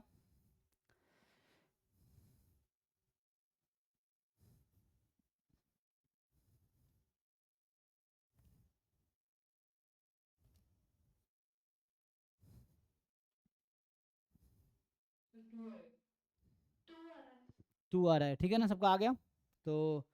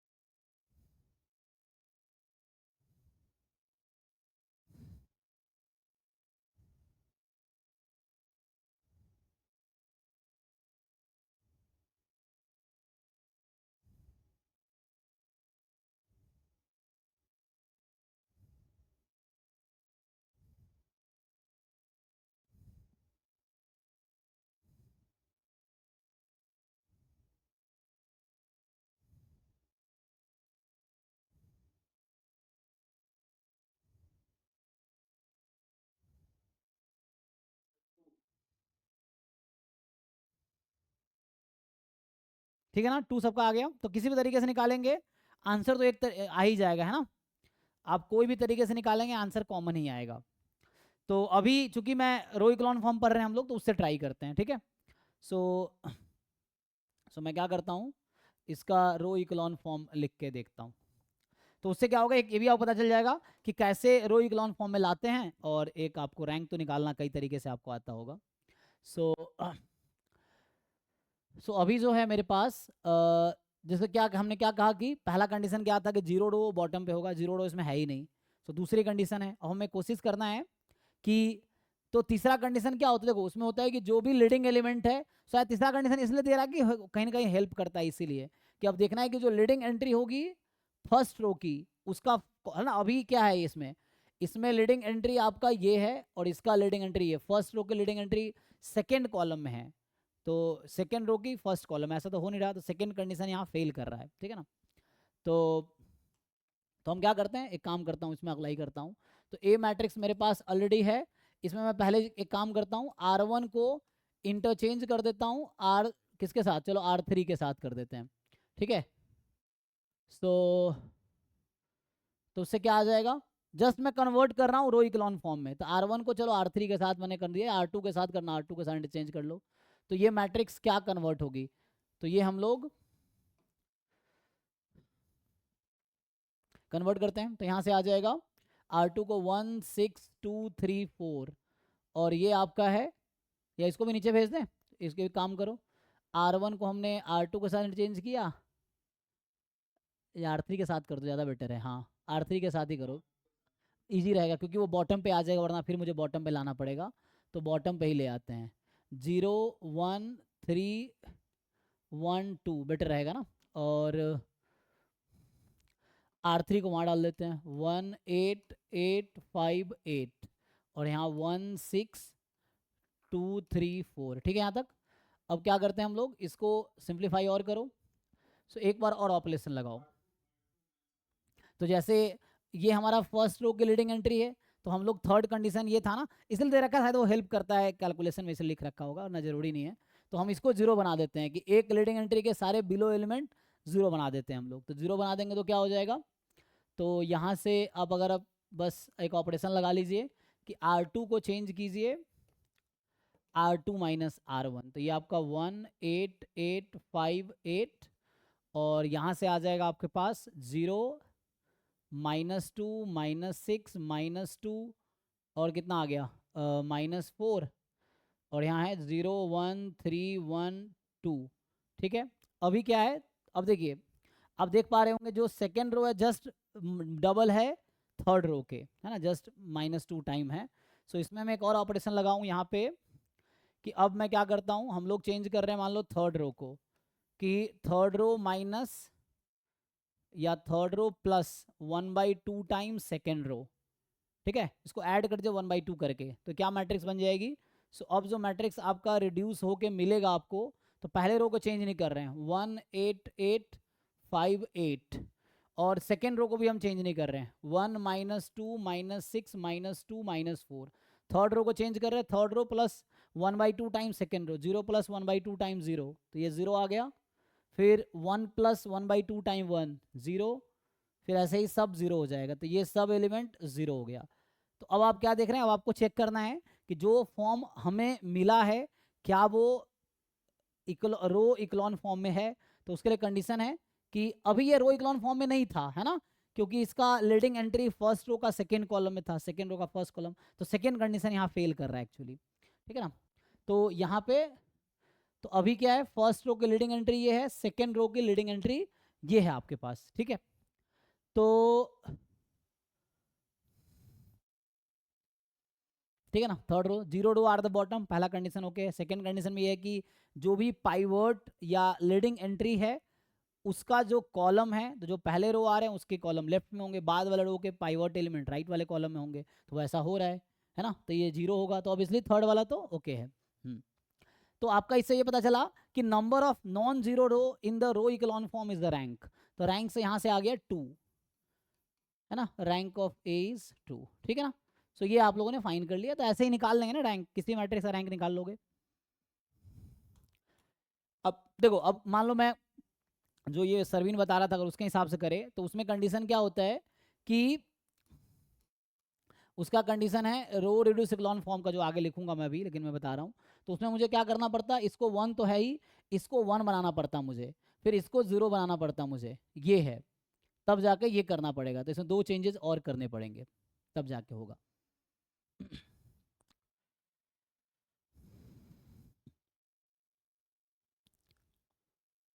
ठीक है ना, चलिए, तो एक दो क्वेश्चन और देख लो, फिर मैं आगे डिफाइन कर दूंगा, क्योंकि उसकी भी ज़रूरत पड़ेगी कभी सिस्टम सॉल्व करने के लिए, वरना ज़रूरत नहीं है। तो ये तो कर ही लिया तुमने।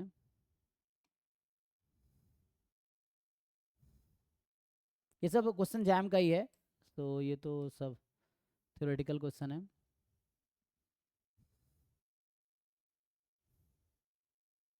जैसे पूछा रैंक क्या है, तो ये सब तो आसान क्वेश्चन है, आप लोग हर एक क्वेश्चन आएगा एग्जाम में रैंक पे बेस्ड, तो आप इजीली निकाल पाएंगे। अब आपने 3 तरीका अभी तक सीख लिया है रैंक निकालने का, है ना, देयर आर 3 वेज। अब आपको डिसाइड करना है कौन सा तरीका आसान होगा किस क्वेश्चन में, आप उसके हिसाब से सॉल्व करो। चलिए ट्राई करके बताइए इसका रैंक क्या है।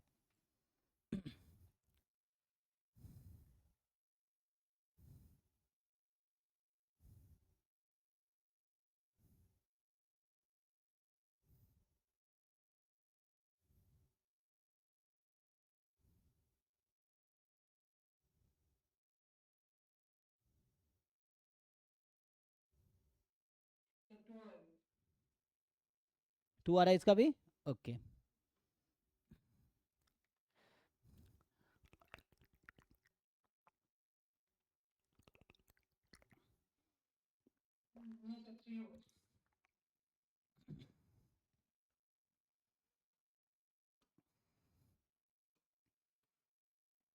ठीक है, तो ये क्या ऑर्डर है इसका, 4x4, तो रैंक हो सकता है 0 1, तो 0 तो हो नहीं सकता क्योंकि ये नॉन जीरो मैट्रिक्स है ना, only zero matrix have rank 0, तो rank is 0 if and only it is zero matrix. तो 4 1 2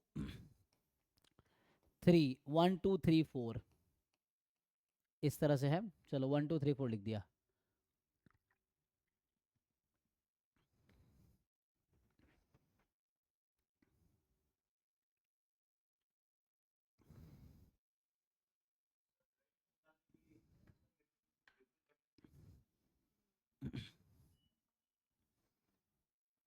जो आपको इजी लगे देख लो, तीनों तरीके से। एक क्वेश्चन को तुम चाहो तो घर पे बैठ के एक्सपेरिमेंट करो, घर पे बैठ के एक ही क्वेश्चन को आप तीनों तरीके से सॉल्व करके देखो, देखो आपको कौन सा आसान लगता है। तो मेनली इक्लॉन फॉर्म वाला सबसे आसान तरीका होगा रैंक निकालने के लिए, ठीक है ना, इक्लॉन फॉर्म वाला मेथड ठीक है मेथड।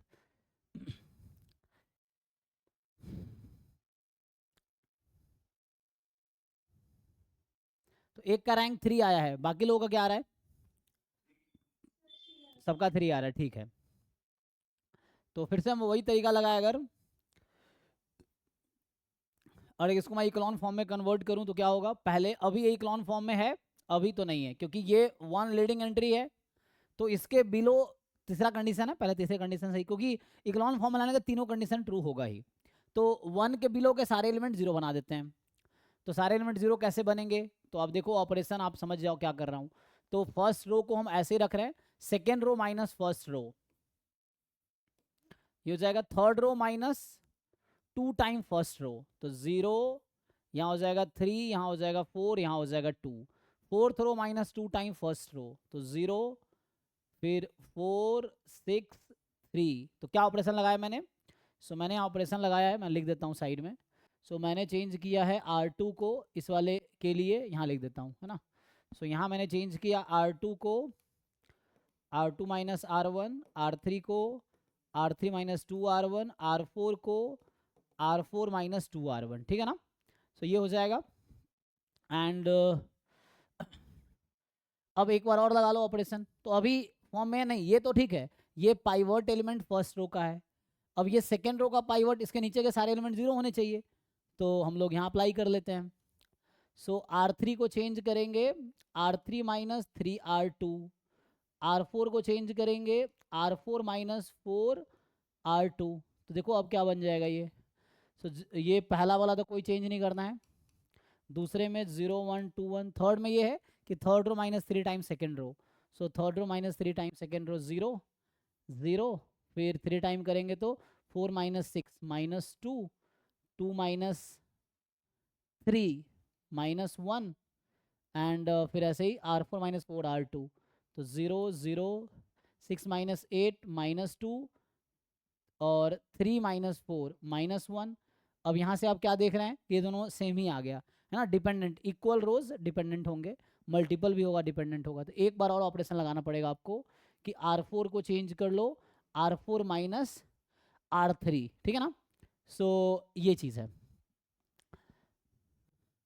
तो यहाँ से आ जाएगा आपके पास R4 माइनस R3, तो क्या आ जाएगा कि 1 1 1 1 0 1 2 1 और 0 0 माइनस 2 1 एंड 0 0 0 0, ठीक है ना। सो पहली कंडीशन थी इसमें कि all 0 row should be at the bottom, bottom पे है। सेकेंड कंडीशन था कि जो भी पाइवट एलिमेंट है बाद वाले रो का, that will be in the बाद वाले कॉलम, है ना। So the pivot element the latter rows will be in the letter column, है ना, ये चीज़ है। So will be the right, है ना, बाद वाले रो का जो pivot element will be the right to the previous rows, leading entry of the previous rows. So ये ऐसा है। तो ये हमारे पास लीडिंग एंट्री हो गया, तो यहाँ पे ओके, ठीक है ना। और तीसरा कंडीशन चेक करने की जरूरत नहीं, क्योंकि हमने अभी देख लिया कि वो इंप्लाई करेगा ही, तो इट्स फाइन कि वो ऑब्वियसली हमने, क्योंकि वो तीसरा कंडीशन ना हेल्प कर रहा है हमें रिड्यूस करने में डायरेक्टली, कि हम ये करें कि पहले बॉटम के नीचे के एलिमेंट को 0 बना दे। तो इसीलिए हमारा क्या आंसर आ गया। तो यहाँ से रैंक आप देख पा रहे हैं कि rank of A is equal to there are number of non zero element in the row echelon form, ये चीज़ है, ठीक है। बाकी रो रिड्यूस इक्लॉन फॉर्म में लाओगे फिर इसको 1 बनाना पड़ेगा, इसको 0 इसको 0 इसको 0, तो वो आइडेंटिटी जैसा बनाना पड़ता है, तो वो रो इक्लॉन फॉर्म है उसका, जो कि मैं अभी डिस्कस करता हूँ, है ना। तो निकाल लोगे रैंक, कोई भी क्वेश्चन नहीं, क्योंकि रो हम लोग रो इक्लॉन फॉर्म लगा रहे हैं तो रो ऑपरेशन ही लगाएंगे, कॉलम ऑपरेशन नहीं लगाएंगे। लगा सकते हो, आंसर वही आएगा, लेकिन चूंकि मैं रो इक्लॉन फॉर्म बताऊं तो रो के हिसाब से डिस्कस कर रहे हैं, क्योंकि मैट्रिक्स का रैंक और उसके ट्रांसपोज का रैंक सेम होता है। तो आप अगर इसका ट्रांसपोज ले लो तो जो इसका रो है वो कॉलम हो जाएगा, तो आप इसके ट्रांसपोज में रो ऑपरेशन लगाओ तो इसका मतलब आप इसके कॉलम में ऑपरेशन लगा रहे हो, तो सेम चीज़ें हैं। तो आप कॉलम ऑपरेशन लगा कर लो तभी आंसर सेम आएगा। लेकिन चूंकि हम रो इक्लॉन फॉर्म पढ़ रहे हैं तो उससे कोई फर्क, क्योंकि कल ही मैं थ्योरम लिखा था ना कि A transpose and transpose, A transpose और ए का रैंक सेम होता है, ये चीज़ है। अगर स्क्वायर मैट्रिक्स है तो ए ट्रांसपोज और ए का डिटर्मिनेंट भी सेम होता है, तो ये है। ठीक है, टाइम खत्म हो रहा है, इससे पहले मैं, तो हम लोग डिफाइन करते हैं रो रिड्यूस्ड इकोलॉन फॉर्म। ठीक है, तो इस ये क्या है, आर आर ई एफ, ठीक है ना, तो आर आर ई एफ। तो यहाँ पे भी हम 3 कंडीशन लिखेंगे, वही 3 कंडीशन जो वहाँ लिखा था, तो लेकिन थोड़े से मॉडिफाइड वर्जन होगा। So a matrix A is equal to A i j. देखो, तो अभी जो पिछला क्वेश्चन आपने देखा है, ध्यान दो, इसमें this matrix is not in the row echelon form, this is also in the not in the row echelon form, this is not in the row echelon form, but finally this is in the row echelon form, है ना। तो हमने क्या किया, एक matrix को reduce किया रो echelon form में, और रो इक्लॉन फॉर्म जो उस मैट्रिक्स की आ रही है उसमें नॉन जीरो रो जो बनेंगे दैट इज द रैंक, ठीक है ना। So number of non zero row in the row echelon form is the rank of the matrix. तो वहां से डायरेक्टली पता नहीं चल रहा है, यहाँ से पता चल रहा है रैंक क्या है। तो वैसा कह रहा हूँ, तो कोई मैट्रिक्स है मेरे पास and a matrix this is in row reduced echelon form, तो मैंने 2 पार्ट में डिफाइन किया है, row echelon form, row reduced echelon form.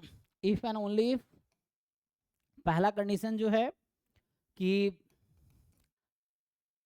Same चीज कि 0 rows are at the bottom, are at bottom, अगर है तो, if 0 rows exist then that must be at the bottom, अगर होगा तो। सेकेंड सिमिलर कंडीशन होगा, लेकिन ये कहना चाह रहा है कि, एक मिनट, वही लैंग्वेज कॉपी कर देता हूं, तो जो सेम वही सेम लिख देता हूं मैं, each leading entry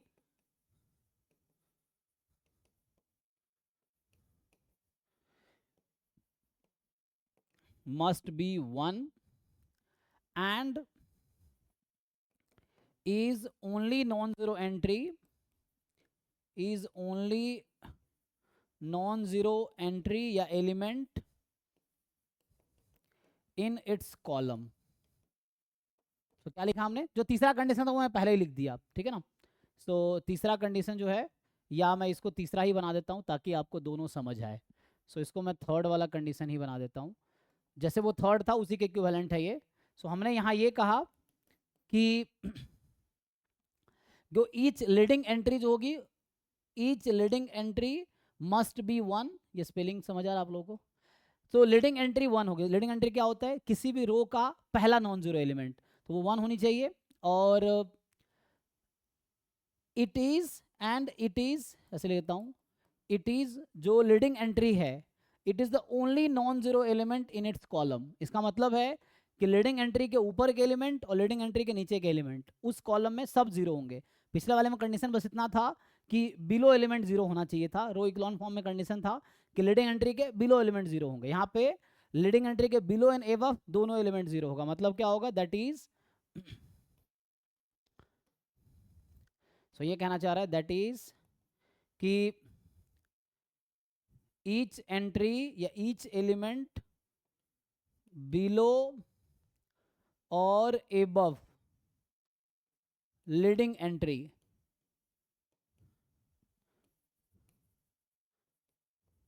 must be 0 and leading entry must be 1। ये देखना है कि लीडिंग एंट्री 1 होनी चाहिए। तो लीडिंग एंट्री कोई कुछ बुक में बाई वर्ट एलिमेंट लिखता है, सो लीडिंग एंट्री मस्ट बी 1,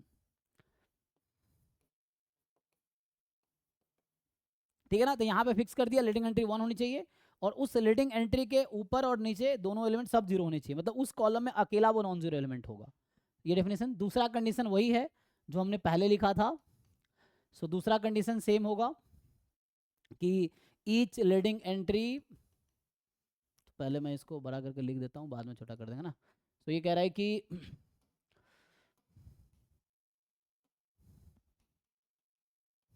जी बोलो, किसके बाद, हाँ अभी अभी मैं लाता हूँ, रुक जाओ। अभी थोड़ा रुक जाओ, इसको मैं अभी लिख देता हूँ, फिर मैं छोटा कर दूंगा, दिख जाएगा। सो ऑल क्या है, each leading entry in a रो, है ना, या ऑफ अ रो, क्योंकि इसका लैंग्वेज बनाने में दिक्कत होता है इसलिए बुक का ही लैंग्वेज लिख देता हूँ। Each leading entry of a row is in the column, या is in a column to the right, मतलब उसके रेस्पेक्ट में राइट में होने चाहिए। किसके रेस्पेक्ट में, वैसे लीडिंग एंट्री जो इसके पहले वाले रो में आ रहे हैं उसके रेस्पेक्ट में राइट में होगा। तो to the right of the leading entry of the leading entry of the row of row above it, ठीक है ना। तो इसके ऊपर जो रो है उसके कंपैरिजन में जो लीडिंग एंट्री है वो बाद वाले कॉलम में आएगी, राइट वाले कॉलम में आएगी, ये कहना चाह रहा हूं। मतलब सबसे वही मतलब है कि जो पहले वाले रो के लीडिंग एंट्रीज हैं वो पहले कॉलम में आएंगे। अब एक बार ध्यान से देखो क्या कहना चाह रहा है ये।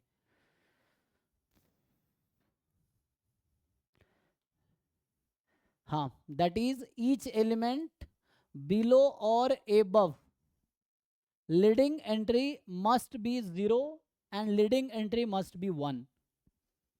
एक बार चेक कर लो कंडीशन ओके है। बाकी कोई बुक में जो देख रहा है एक बार चेक कर लो।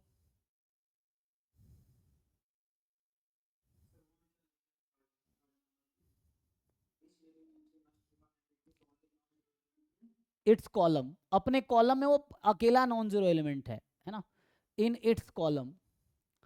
तो वो जिस कॉलम में लीडिंग एंट्री है उस कॉलम में वो अकेला leading entry non zero element है, बाकी सब जीरो होगा।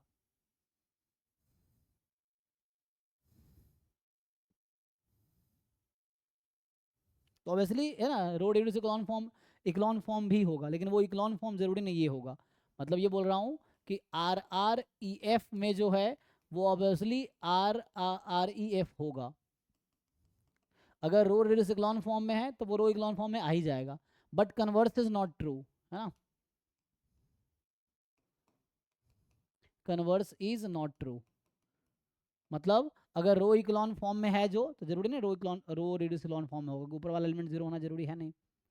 तो एक बार पढ़ लो अपने लैंग्वेज में, आप लिख लो एक बार, पढ़ लो, नहीं समझ आ रहा मैं पढ़ देता हूँ। देखो मैंने लिखा है a matrix A is in row reduced echelon form if and only if zero rows are at bottom, जो भी जीरो रोज हो बॉटम में होंगे। Each leading entry of a row is in a column to the right, किसके respect में right होगा, to the right of the leading entry of the row above it, ऊपर वाले रो के रेस्पेक्ट में, मतलब जो भी अगर कोई लीडिंग एंट्री है तो उसको ऊपर वाला जो रो है उसके रेस्पेक्ट में जो बाद वाले रो है उसके लीडिंग एंट्री राइट में होंगे, जैसे लिखा था। Each leading entry must be 1 and it is only non zero element in its column, ठीक है।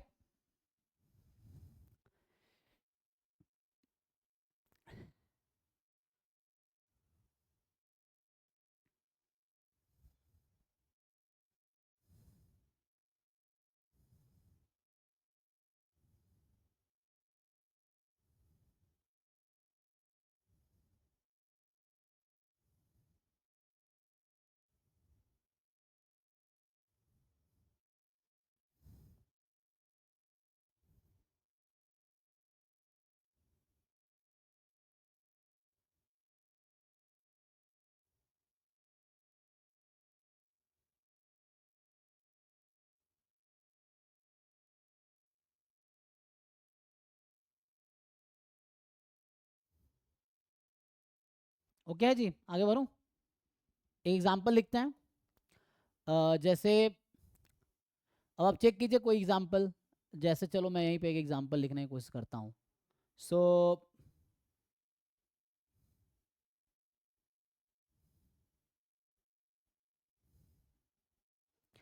जैसे 1 0 -5 1, ये लिख रखा है 0 1 1 4 और 0 0 0 0। क्या ये रो रिड्यूस्ड इकोलॉन फॉर्म में है? है ना। तो यहाँ पे आप क्या देख रहे हैं कि इसका फर्स्ट रो की पाइवट एंट्री, सेकेंड रो की पाइवट एंट्री। अब ये है कौन सी कंडीशन यहाँ फेल हो रही है?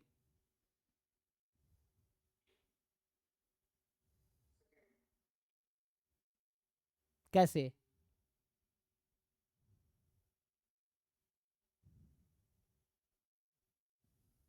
सोच लीजिए।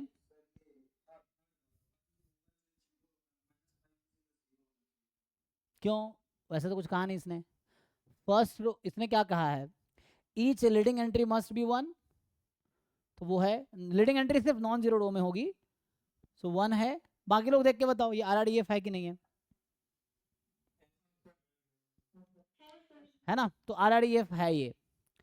तो क्योंकि पहला कंडीशन कह रहा है कि जीरो रो बॉटम होना चाहिए, जीरो रो बॉटम है, तो जीरो रो में कोई लीडिंग एंट्री नहीं होगा, क्योंकि लीडिंग एंट्री का डेफिनेशन है या पाइवट एलिमेंट का डेफिनेशन है कि वो non zero, first non zero element in the row. ठीक है, अब यहाँ पे फर्स्ट रो का ये पाइवट एलिमेंट, सेकेंड रो, ये तीसरा कंडीशन था कि ईच पाइवट एलिमेंट वन होने चाहिए, मतलब लीडिंग एंट्री वन होनी चाहिए, तो वो है। और लीडिंग एंट्री के ऊपर नीचे के सारे उस कॉलम में, जिस कॉलम में लीडिंग एंट्री बिलोंग कर रहा है, उस कॉलम में अकेला वो नॉन जीरो एलिमेंट होने चाहिए। एक तो खुद वन होगा और उस कॉलम में वो अकेला नॉन जीरो एलिमेंट होगा, तो वो है। दूसरा पे आता है, पहला तीसरा चेक किया मैंने। दूसरा कह रहा है कि each leading entry, sorry, each leading entry of a row in its column to the right of the leading entry of the row above it. जैसे ये है, तो इसके ऊपर वाला रो में ये है, तो इसके कंपैरिजन में ये जो इसका कॉलम है वो राइट में है ना। इसका जो कॉलम है वो राइट में है comparison to the row above it. इसके ऊपर वाले रो के कंपैरिजन में जो इसका कॉलम है वो राइट में होगा, तो ठीक है ना। मतलब जो बाद वाले रोज के पाइवट एलिमेंट है उसका कॉलम बाद में आएगा, दैट्स ऑल। तो ये है, this is in the row reduced echelon form. और यहां भी आप सेम कह सकते हैं कि इसका रैंक कितना होगा, डायरेक्टली बता सकते हैं, सेम ही चीज़ है ना। क्योंकि हमने कहा कि RREF है तो RREF ही होगा, क्योंकि अगर रो रिड्यूस इकोलॉन फॉर्म है तो ये वो तीन कंडीशन भी सेटिस्फाई कर रहा होगा जो पहले हमने लिखे थे रो इकोलॉन फॉर्म का। तो हमने वहां पढ़ा था कि number of non zero rows in the row echelon form, तो यहाँ भी वो चीज़ लिख सकते हैं, कोई दिक्कत नहीं है। तो यहाँ भी हम लिखेंगे कि अगर मैं वही थ्योरम लिखूँ, सेम थ्योरम कि या थ्योरम या डेफिनेशन, डेफिनेशन में लिख सकते हो, थ्योरम में लिख सकते हो, you may write as a definition also कि तो मैं एज अ थ्योरम लिख देता हूँ। सो number of non-zero row, so number of non-zero row in row reduced echelon form of a matrix is rank of that matrix। ठीक है, वो rank होगा। और एक और थ्योरम लिख देता हूं मैं कि रो reduced echelon form is unique, मतलब हर मैट्रिक्स से करस्पॉन्डिंग जो रो रिड्यूस्ड इकोलॉन फॉर्म होगी वो यूनिक होगी, एक मैट्रिक्स की एक ही आएगी। बट है ना, बट जो हमने पहले लिखा था REF may not be unique, है ना, may not be unique. Why? जैसे मैं एक एग्जांपल लिख देता हूं आपको कि जैसे इसी को मैं आगे कंटिन्यू करूँ, हमारा पहला स्टेप ये था, दूसरा स्टेप ये था, तीसरा स्टेप ये था, चौथा स्टेप ये आया। तो ये अभी किस फॉर्म में है? रो इकोलॉन फॉर्म में है। अगर मैं इस पर एक और ऑपरेशन लगा दूंगा तब भी रो इकोलॉन फॉर्म में होगी। मैं जो कह रहा था ना कि आप तुम क्या करो, इसको जीरो बना दो तो उसके बावजूद ये रो इकोलॉन फॉर्म में होगी। तुम इसको जीरो बना दो तब भी रो इकोलॉन फॉर्म में होगी। तुम इसको जीरो बना दो तब भी रो इकोलॉन फॉर्म में होगी। तो अभी चार फॉर्म तो ऐसे दिखे, एक खुद है, एक बाद में आएगा, एक और आएगा, एक और आएगा, और वो चारों इकोलॉन फॉर्म में होगी, रो इकोलॉन फॉर्म में। तो इसलिए ये यूनिक नहीं होता है। लेकिन जो रो रिड्यूस्ड इकोलॉन फॉर्म आएगा वो यूनिक होगा।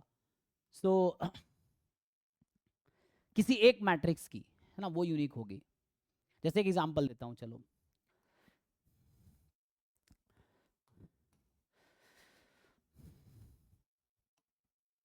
तो एक लिख के देख लो किसी, चलो एक क्वेश्चन उठा लेता हूँ रैंक वाला ही, और उसमें हम लोग रो इकोलॉन फॉर्म में कन्वर्ट करेंगे, उसी को बाद में रो रिड्यूस्ड इकोलॉन फॉर्म में लाएंगे। तो दूसरा क्वेश्चन देख लेता हूँ।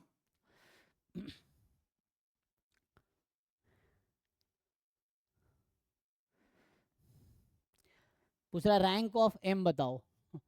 लेकिन ये कर सकते हो, आसान है, इससे थोड़ा बाद में इसको, ये भी कुछ मुश्किल नहीं है, इसको सॉल्व करना चाहोगे, चलो देख लो। तो मैट्रिक्स के थ्रू इसने डिफाइन किया है। तो पहले तुम्हें मैट्रिक्स बनाने पड़ेंगे, उसके बाद रैंक निकालना पड़ेगा। ये किस ईयर का है, 18 का है ना, तो इसको भी कर सकते हैं। देखो इसी को ट्राई करते हैं, चलो।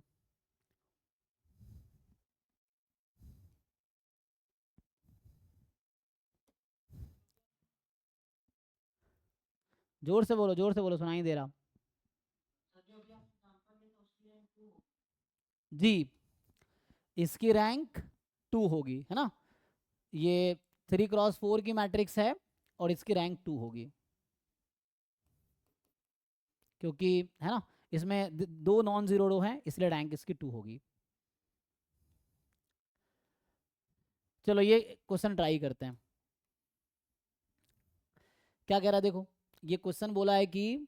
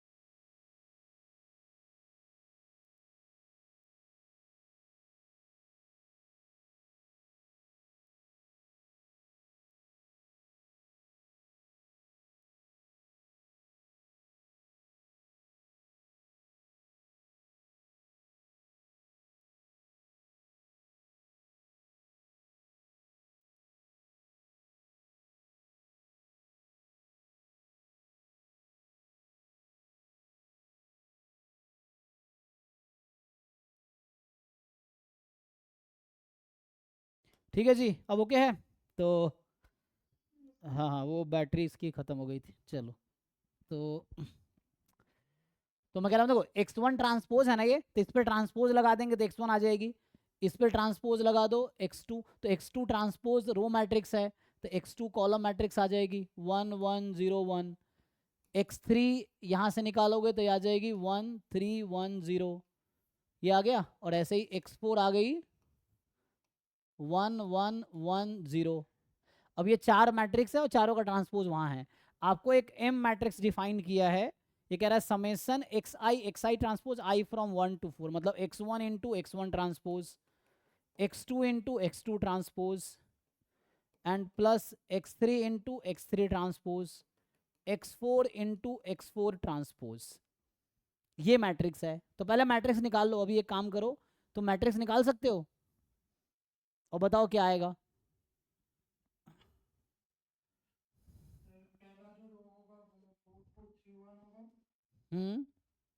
एम निकाल लिए पूरा, 4 2 3 1।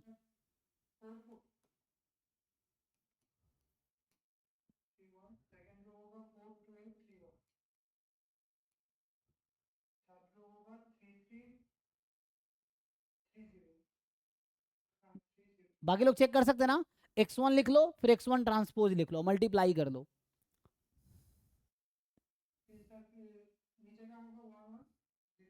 अच्छा ये भी है, 1 1 0 1, 4x4 का है ना, इसीलिए ठीक है। अब हमें इसका रैंक निकालना है, क्वेश्चन पूछ रहा है इसका रैंक बताओ।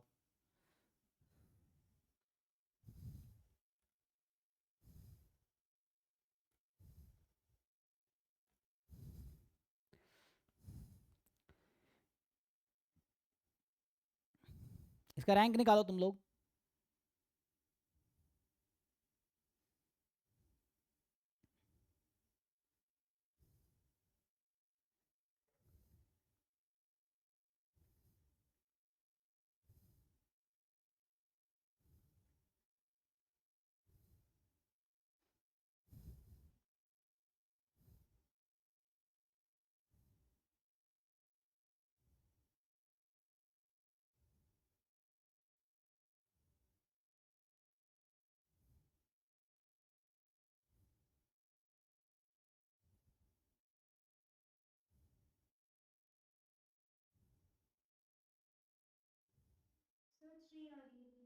3 रैंक है, देख लो बाकी लोग। तो ठीक है, तो यहाँ से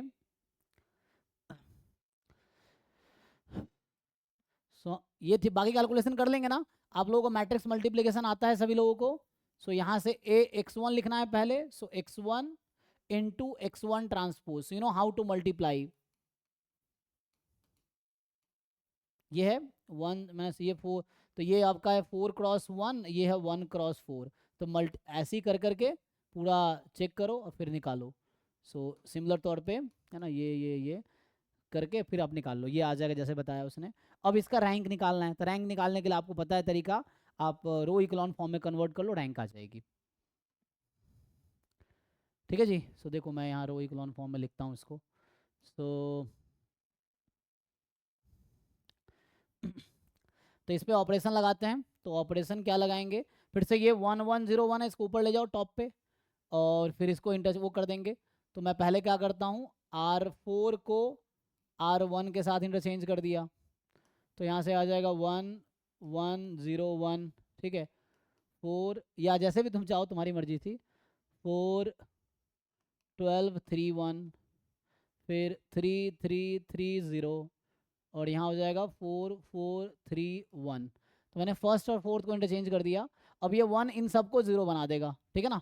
तो जो 1 है पहला रो वाला, ये जो लीडिंग एलिमेंट फर्स्ट रो का है, वो अपने बॉटम बिलो के सबको 0 बना देगा।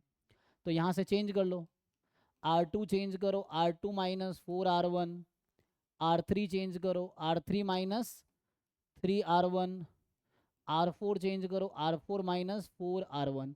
तो यहाँ से जो मैट्रिक्स रिड्यूस होके आएगी, सो 1 1 0 1, उसके बाद फिर 0 4 टाइम करे घटा रहे हैं हम, तो 8 3 माइनस 3 आ जाएगा, ठीक है ना। 1 माइनस 4, फिर 0 0 3, और ये 0 ऑलरेडी है, ठीक है ना। तो इस तरह से हो जाएगा, लास्ट में 0 0 3, और ये 1 माइनस 4 माइनस 3। ठीक है यहाँ तक।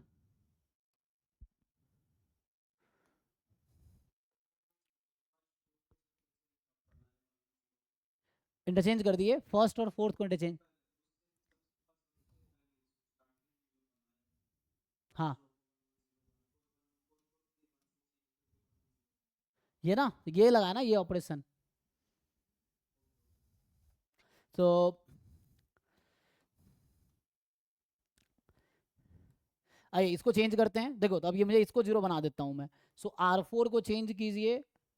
सो R4 को चेंज करने के बजाय आप एक काम करो, अभी क्या हो रहा है एक मिनट देख लेते हैं। Pivot, leading entry, leading entry, leading entry, यही है ना। सो ये 3 इसको 0 बना देगा, ठीक है ना। ये वाला 3 इन दोनों को 0 बना सकता है। तो अभी इसको 0 बना लो, रो इक्लॉन फॉर्म में लाने के लिए इसको 0 बना लो खाली। तो R4 को चेंज करते हैं, R4 माइनस R3। तो अब ये मैट्रिक्स आ जाएगी मेरे पास 1 1 0 1 एंड 0 8 3 माइनस 3, 0 0 3 0। अब हम लोग क्या कर रहे हैं, फोर्थ रो में थर्ड रो माइनस कर रहे हैं, तो 0 0 0 और माइनस 3। एक मिनट, यहाँ से रैंक 4 आ गया मेरा, तो चेक करो बाकी लोग।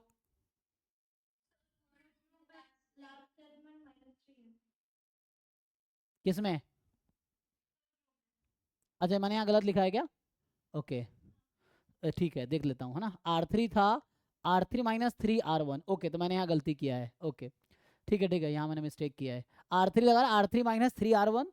सो हम लोग R3 माइनस 3R1 कर रहे थे, तो 0 माइनस 3। ओके, यहाँ मैंने मिस्टेक किया है, फाइन। तो 3 और माइनस 3, ओके। सो अब ये ठीक है, तो यहाँ ये 0 आ जाएगा, ठीक है। सो यहाँ मैंने मिस्टेक किया था, एक बार चेक कर लो, है ना यहाँ पे। तो ये केयरफुल्ली कैलकुलेशन करना, मान लो एग्जाम में आप गलती करते हो तो गलत आंसर आ जाएगा, तो उसको थोड़ा सा जी, तो इसलिए सब्ट्रैक्ट कर दिया तो 0 हो गया। तो R4 माइनस R3 कर दिया 0, तो 0 रो बॉटम पे आ गया। सो अब ये रो इकोलॉन फॉर्म है, अभी क्या है ये, तो this is in the row echelon form, this is in the row echelon form. So rank is 3, so rank is 3। अब इसको फर्दर अगर रो रिड्यूस्ड इकोलॉन फॉर्म में लाना है, तो मुझे लीडिंग एंट्रीज को 1 बनाना पड़ेगा, और लीडिंग एंट्रीज के जो कॉलम्स हैं उसके ईच एलिमेंट को 0 बनाना पड़ेगा मुझे, ठीक है। तो रैंक इसका 3 आ गया यहाँ से। सो हमने ये देखा कि रैंक इज 3, वाई? बिकॉज जो रो इकोलॉन फॉर्म है उसमें number of non zero row is 3। तो यहाँ से करते हैं आगे कैलकुलेशन। तो अगर ये रो रिड्यूस्ड इकोलॉन फॉर्म में लाना है तो मैं क्या करूँगा ये बता रहा हूँ। तो ये 1 तो है ही, इसको मुझे 1 बनाना पड़ेगा। तो मैं R2 को चेंज करूँगा R2 माइनस 7 टाइम R1। मुझे इसको 1 बनाना है, तो पहले मुझे इसको फिर 0 बनाना है ना। ओके, चलो पहले इसको 1 बना लो फिर हो जाएगा। तो यहाँ से मैं क्या कर रहा हूँ, रो रिड्यूस इकोलॉन फॉर्म में ला रहा हूँ, वरना रैंक निकालने के लिए इतना काफ़ी है। बस रो रिड्यूस इकोलॉन फॉर्म आपको पता है क्या होता है, उसमें फर्दर कंडीशन लग गया कि जो पाइवट एलिमेंट है या लीडिंग एलिमेंट है उसको 1 होना पड़ेगा, और उसके कॉलम को पूरा उसके अलावा 0 एलिमेंट होना पड़ेगा, ऑल एलिमेंट। तो वो रैंक तो यहीं से आ जाएगा।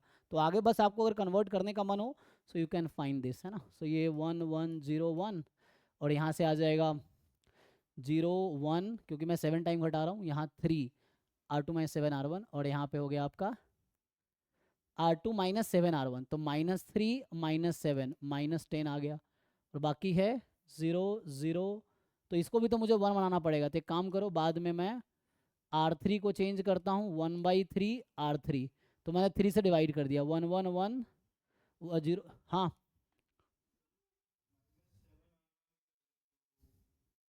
ओ एक मिनट, यस यस, तो मुझे इसमें गलत किया मैंने, यहाँ चेंज हो जाएगा, अरे यार।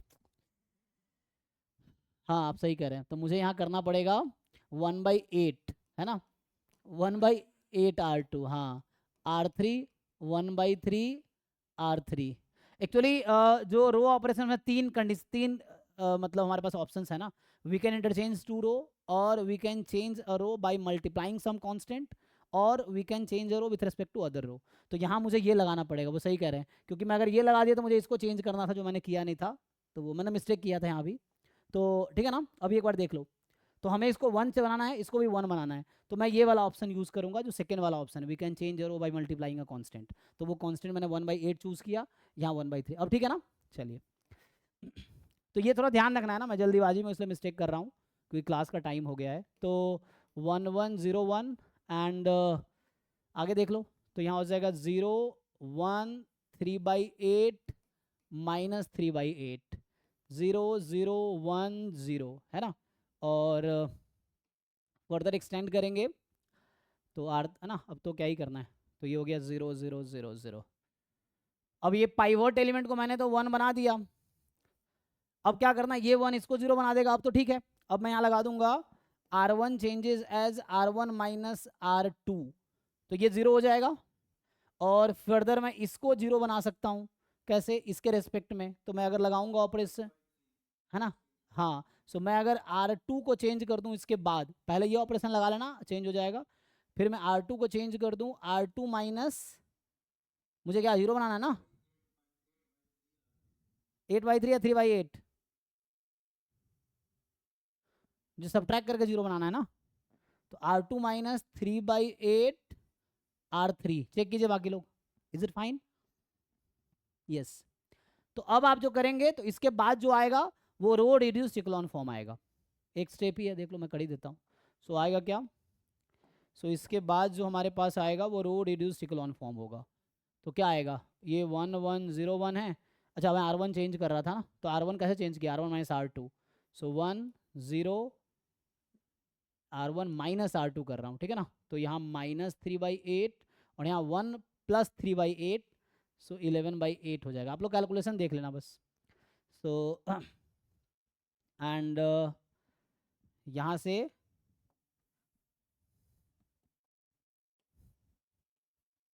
सेकेंड रो में क्या करना था, second row -3/8 time third row, so 0 1 0, और थर्ड रो तो 0 ही है, तो -3/8। थर्ड रो है 0 0 1 0 एंड 0 0 0 0। ओके, अब देख लो, नहीं एक काम और बढ़ गया मेरा, तो ये 1 फिर इसको 0 बनाएगा, है ना, क्योंकि मैंने इसको 0 बनाया, तो लेकिन ये 1 फिर इसको भी 0 बनाएगा, तो वापस रह गया इसको 0 बनाना, तो ये भी हो जाएगा। एक स्टेप और लगाना पड़ेगा अभी, क्योंकि इस ये जो पाइवट है ना, दिस इज पाइवट या लीडिंग एंट्रीज, तो इसको भी 0 बनाना पड़ेगा, फिर से वही चीज़ है। एक बार और ऑपरेशन लगाओ, R1 को चेंज करो R1 plus 3/8 time R3, it is fine now. देख लो। तो अब जो आएगा वो फाइनल आंसर आना चाहिए ना। सो देख लो एक बारी। सो मैं बस बता रहा हूँ कैसे रो रिड्यूस्ड इकोलॉन फॉर्म में लाओगे। तो यहाँ से आ गया 1 0, ठीक है। मैं क्या कर रहा हूँ, ऐड कर रहा हूँ 0 एंड 11/8। सेकेंड रो में 0 1 0 -3/8 0 0 1 0 एंड 0 0 0 0। Is it fine? देख लो अब। तो अब क्या हो गया, पाइवट एंट्रीज हैं। So all pivot entries are 1। उस कॉलम में अकेला वो नॉन जीरो एंट्री है, ठीक है। उस कॉलम में अकेला नॉन जीरो एंट्री है। 0 रो एट द बॉटम। जो बाद वाले रोज हैं उसका जो पाइवट एलिमेंट है वो बाद वाले कॉलम में है। So all condition are satisfied, ठीक है। So that's all, okay. So RREF है, ठीक है ना। यहीं से स्टॉप करते हैं। तो अभी मैंने क्या डिस्कस किया आज डिस्कस किया how to find rank using row echelon form और रो रिड्यूस्ड इकोलॉन फॉर्म, जिसमें number of non zero row. So हमने 3 मेथड डिस्कस किए 3 क्लास में, 3 अलग अलग तरीका डिस्कस किया टू डिसाइड रैंक। इसको आगे हम यूज करेंगे, अभी सिस्टम ऑफ लीनियर इक्वेशन आएगा उसमें यूज होगा, वेक्टर स्पेस में यूज होगा, है ना। नल स्पेस, आगे नलिटी निकालना है तो उस सब में यूज आएगा इसका। तो अभी कल मैं आगे कंटिन्यू करूंगा। सो हम कल क्या कंटिन्यू करेंगे, बाकी मैं लिंक भेज देता हूँ बच्चों को ना, क्लास टाइम हो गया है। तो कल की जो क्लास होगी, कितना लेट हो गया आज, चलो 25 मिनट ठीक है। एक्चुअली शुरू में ना क्लास ही मैं लेट स्टार्ट करता हूँ, मेरी गलती, मैं निकलता हूँ ना तो लेट यहाँ पहुँचता ही हूँ। तो टाइम पे स्टार्ट होगा तभी तो टाइम पे कंप्लीट होगा।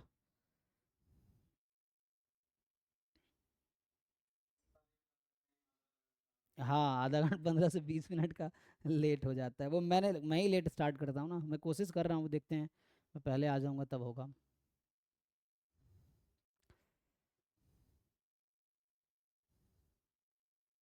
ठीक है, तो अभी इसको बता दूँ कल क्या कंटिन्यू करेंगे। तो हम लोग कहाँ पे थे आज, अभी ये क्या जैम का, गेट का जैम का ही ना। तो अभी हमने जो डिस्कस किया है इसमें, वो ये वाला पार्ट डिस्कस किया है। हम लोग रैंक डिस्कस कर रहे थे तो यहाँ से स्टार्ट किया था। रैंक क्या होता है पहले क्लास में, कल हमने रो रैंक और कॉलम रैंक डिस्कस किया था।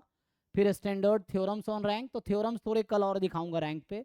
एक तो ये है कि ए ट्रांसपोज और ए का रैंक सेम होता है, बाकी और कल देखते हैं कुछ और रिजल्ट्स। ये सब देखना है, तो यही हमने डिस्कस किया अभी। ये आगे रैंक ऑफ द सम क्या होगा, दो मैट्रिक्स का रैंक का सम का फॉर्मूला क्या है, प्रोडक्ट ऑफ टू मैट्रिक्स का रैंक क्या होगा, ये कल इसको कंटिन्यू करना पड़ेगा मुझे, कल भी इसी को कंटिन्यू करना पड़ेगा, ये ना। फिर रो इकोलॉन फॉर्म एंड इकोलॉन फॉर्म, ये हमने आज डिस्कस किए हैं। देखो यहाँ पे देखो क्या लिखा है, रो रिडक्शन एंड इकोलॉन फॉर्म्स। तो रो रिड्यूस्ड इकोलॉन फॉर्म की बात कर रहा है ये, जो बाद वाला है। फिर है ना, तो ये वाला पार्ट है। तो कल भी मुझे लग रहा है इसी पार्ट को कंटिन्यू करना पड़ेगा। सो कल की क्लास भी रैंक पे ही होगी, रैंक से रिलेटेड जो थ्योरम्स हैं। अभी तो हमने डेफिनेशन देखे, 3 क्लास में देखा हाउ टू फाइंड। जो रैंक से रिलेटेड थ्योरम्स हैं वो हम कल देखेंगे। कल की क्लास भी रैंक पे ही होगी, तो रैंक से रिलेटेड क्वेश्चन करेंगे, उसके बाद फिर आगे देखेंगे। तो कल मेनली ये वाला टॉपिक डिस्कस होगा। ये 3 पार्ट है ना, स्टैंडर्ड थ्योरम्स ऑन रैंक, कुछ थ्योरम्स है रैंक से रिलेटेड, सम का रैंक कैसे निकालेंगे, प्रोडक्ट के रैंक का थ्योरम क्या है। तो कल हम लोग इस टॉपिक पे डिस्कस करेंगे, ठीक है। चलिए, तो अभी के लिए क्लब 2 वाले जा सकते हैं, क्लब 1 की क्लास होगी। Thank you.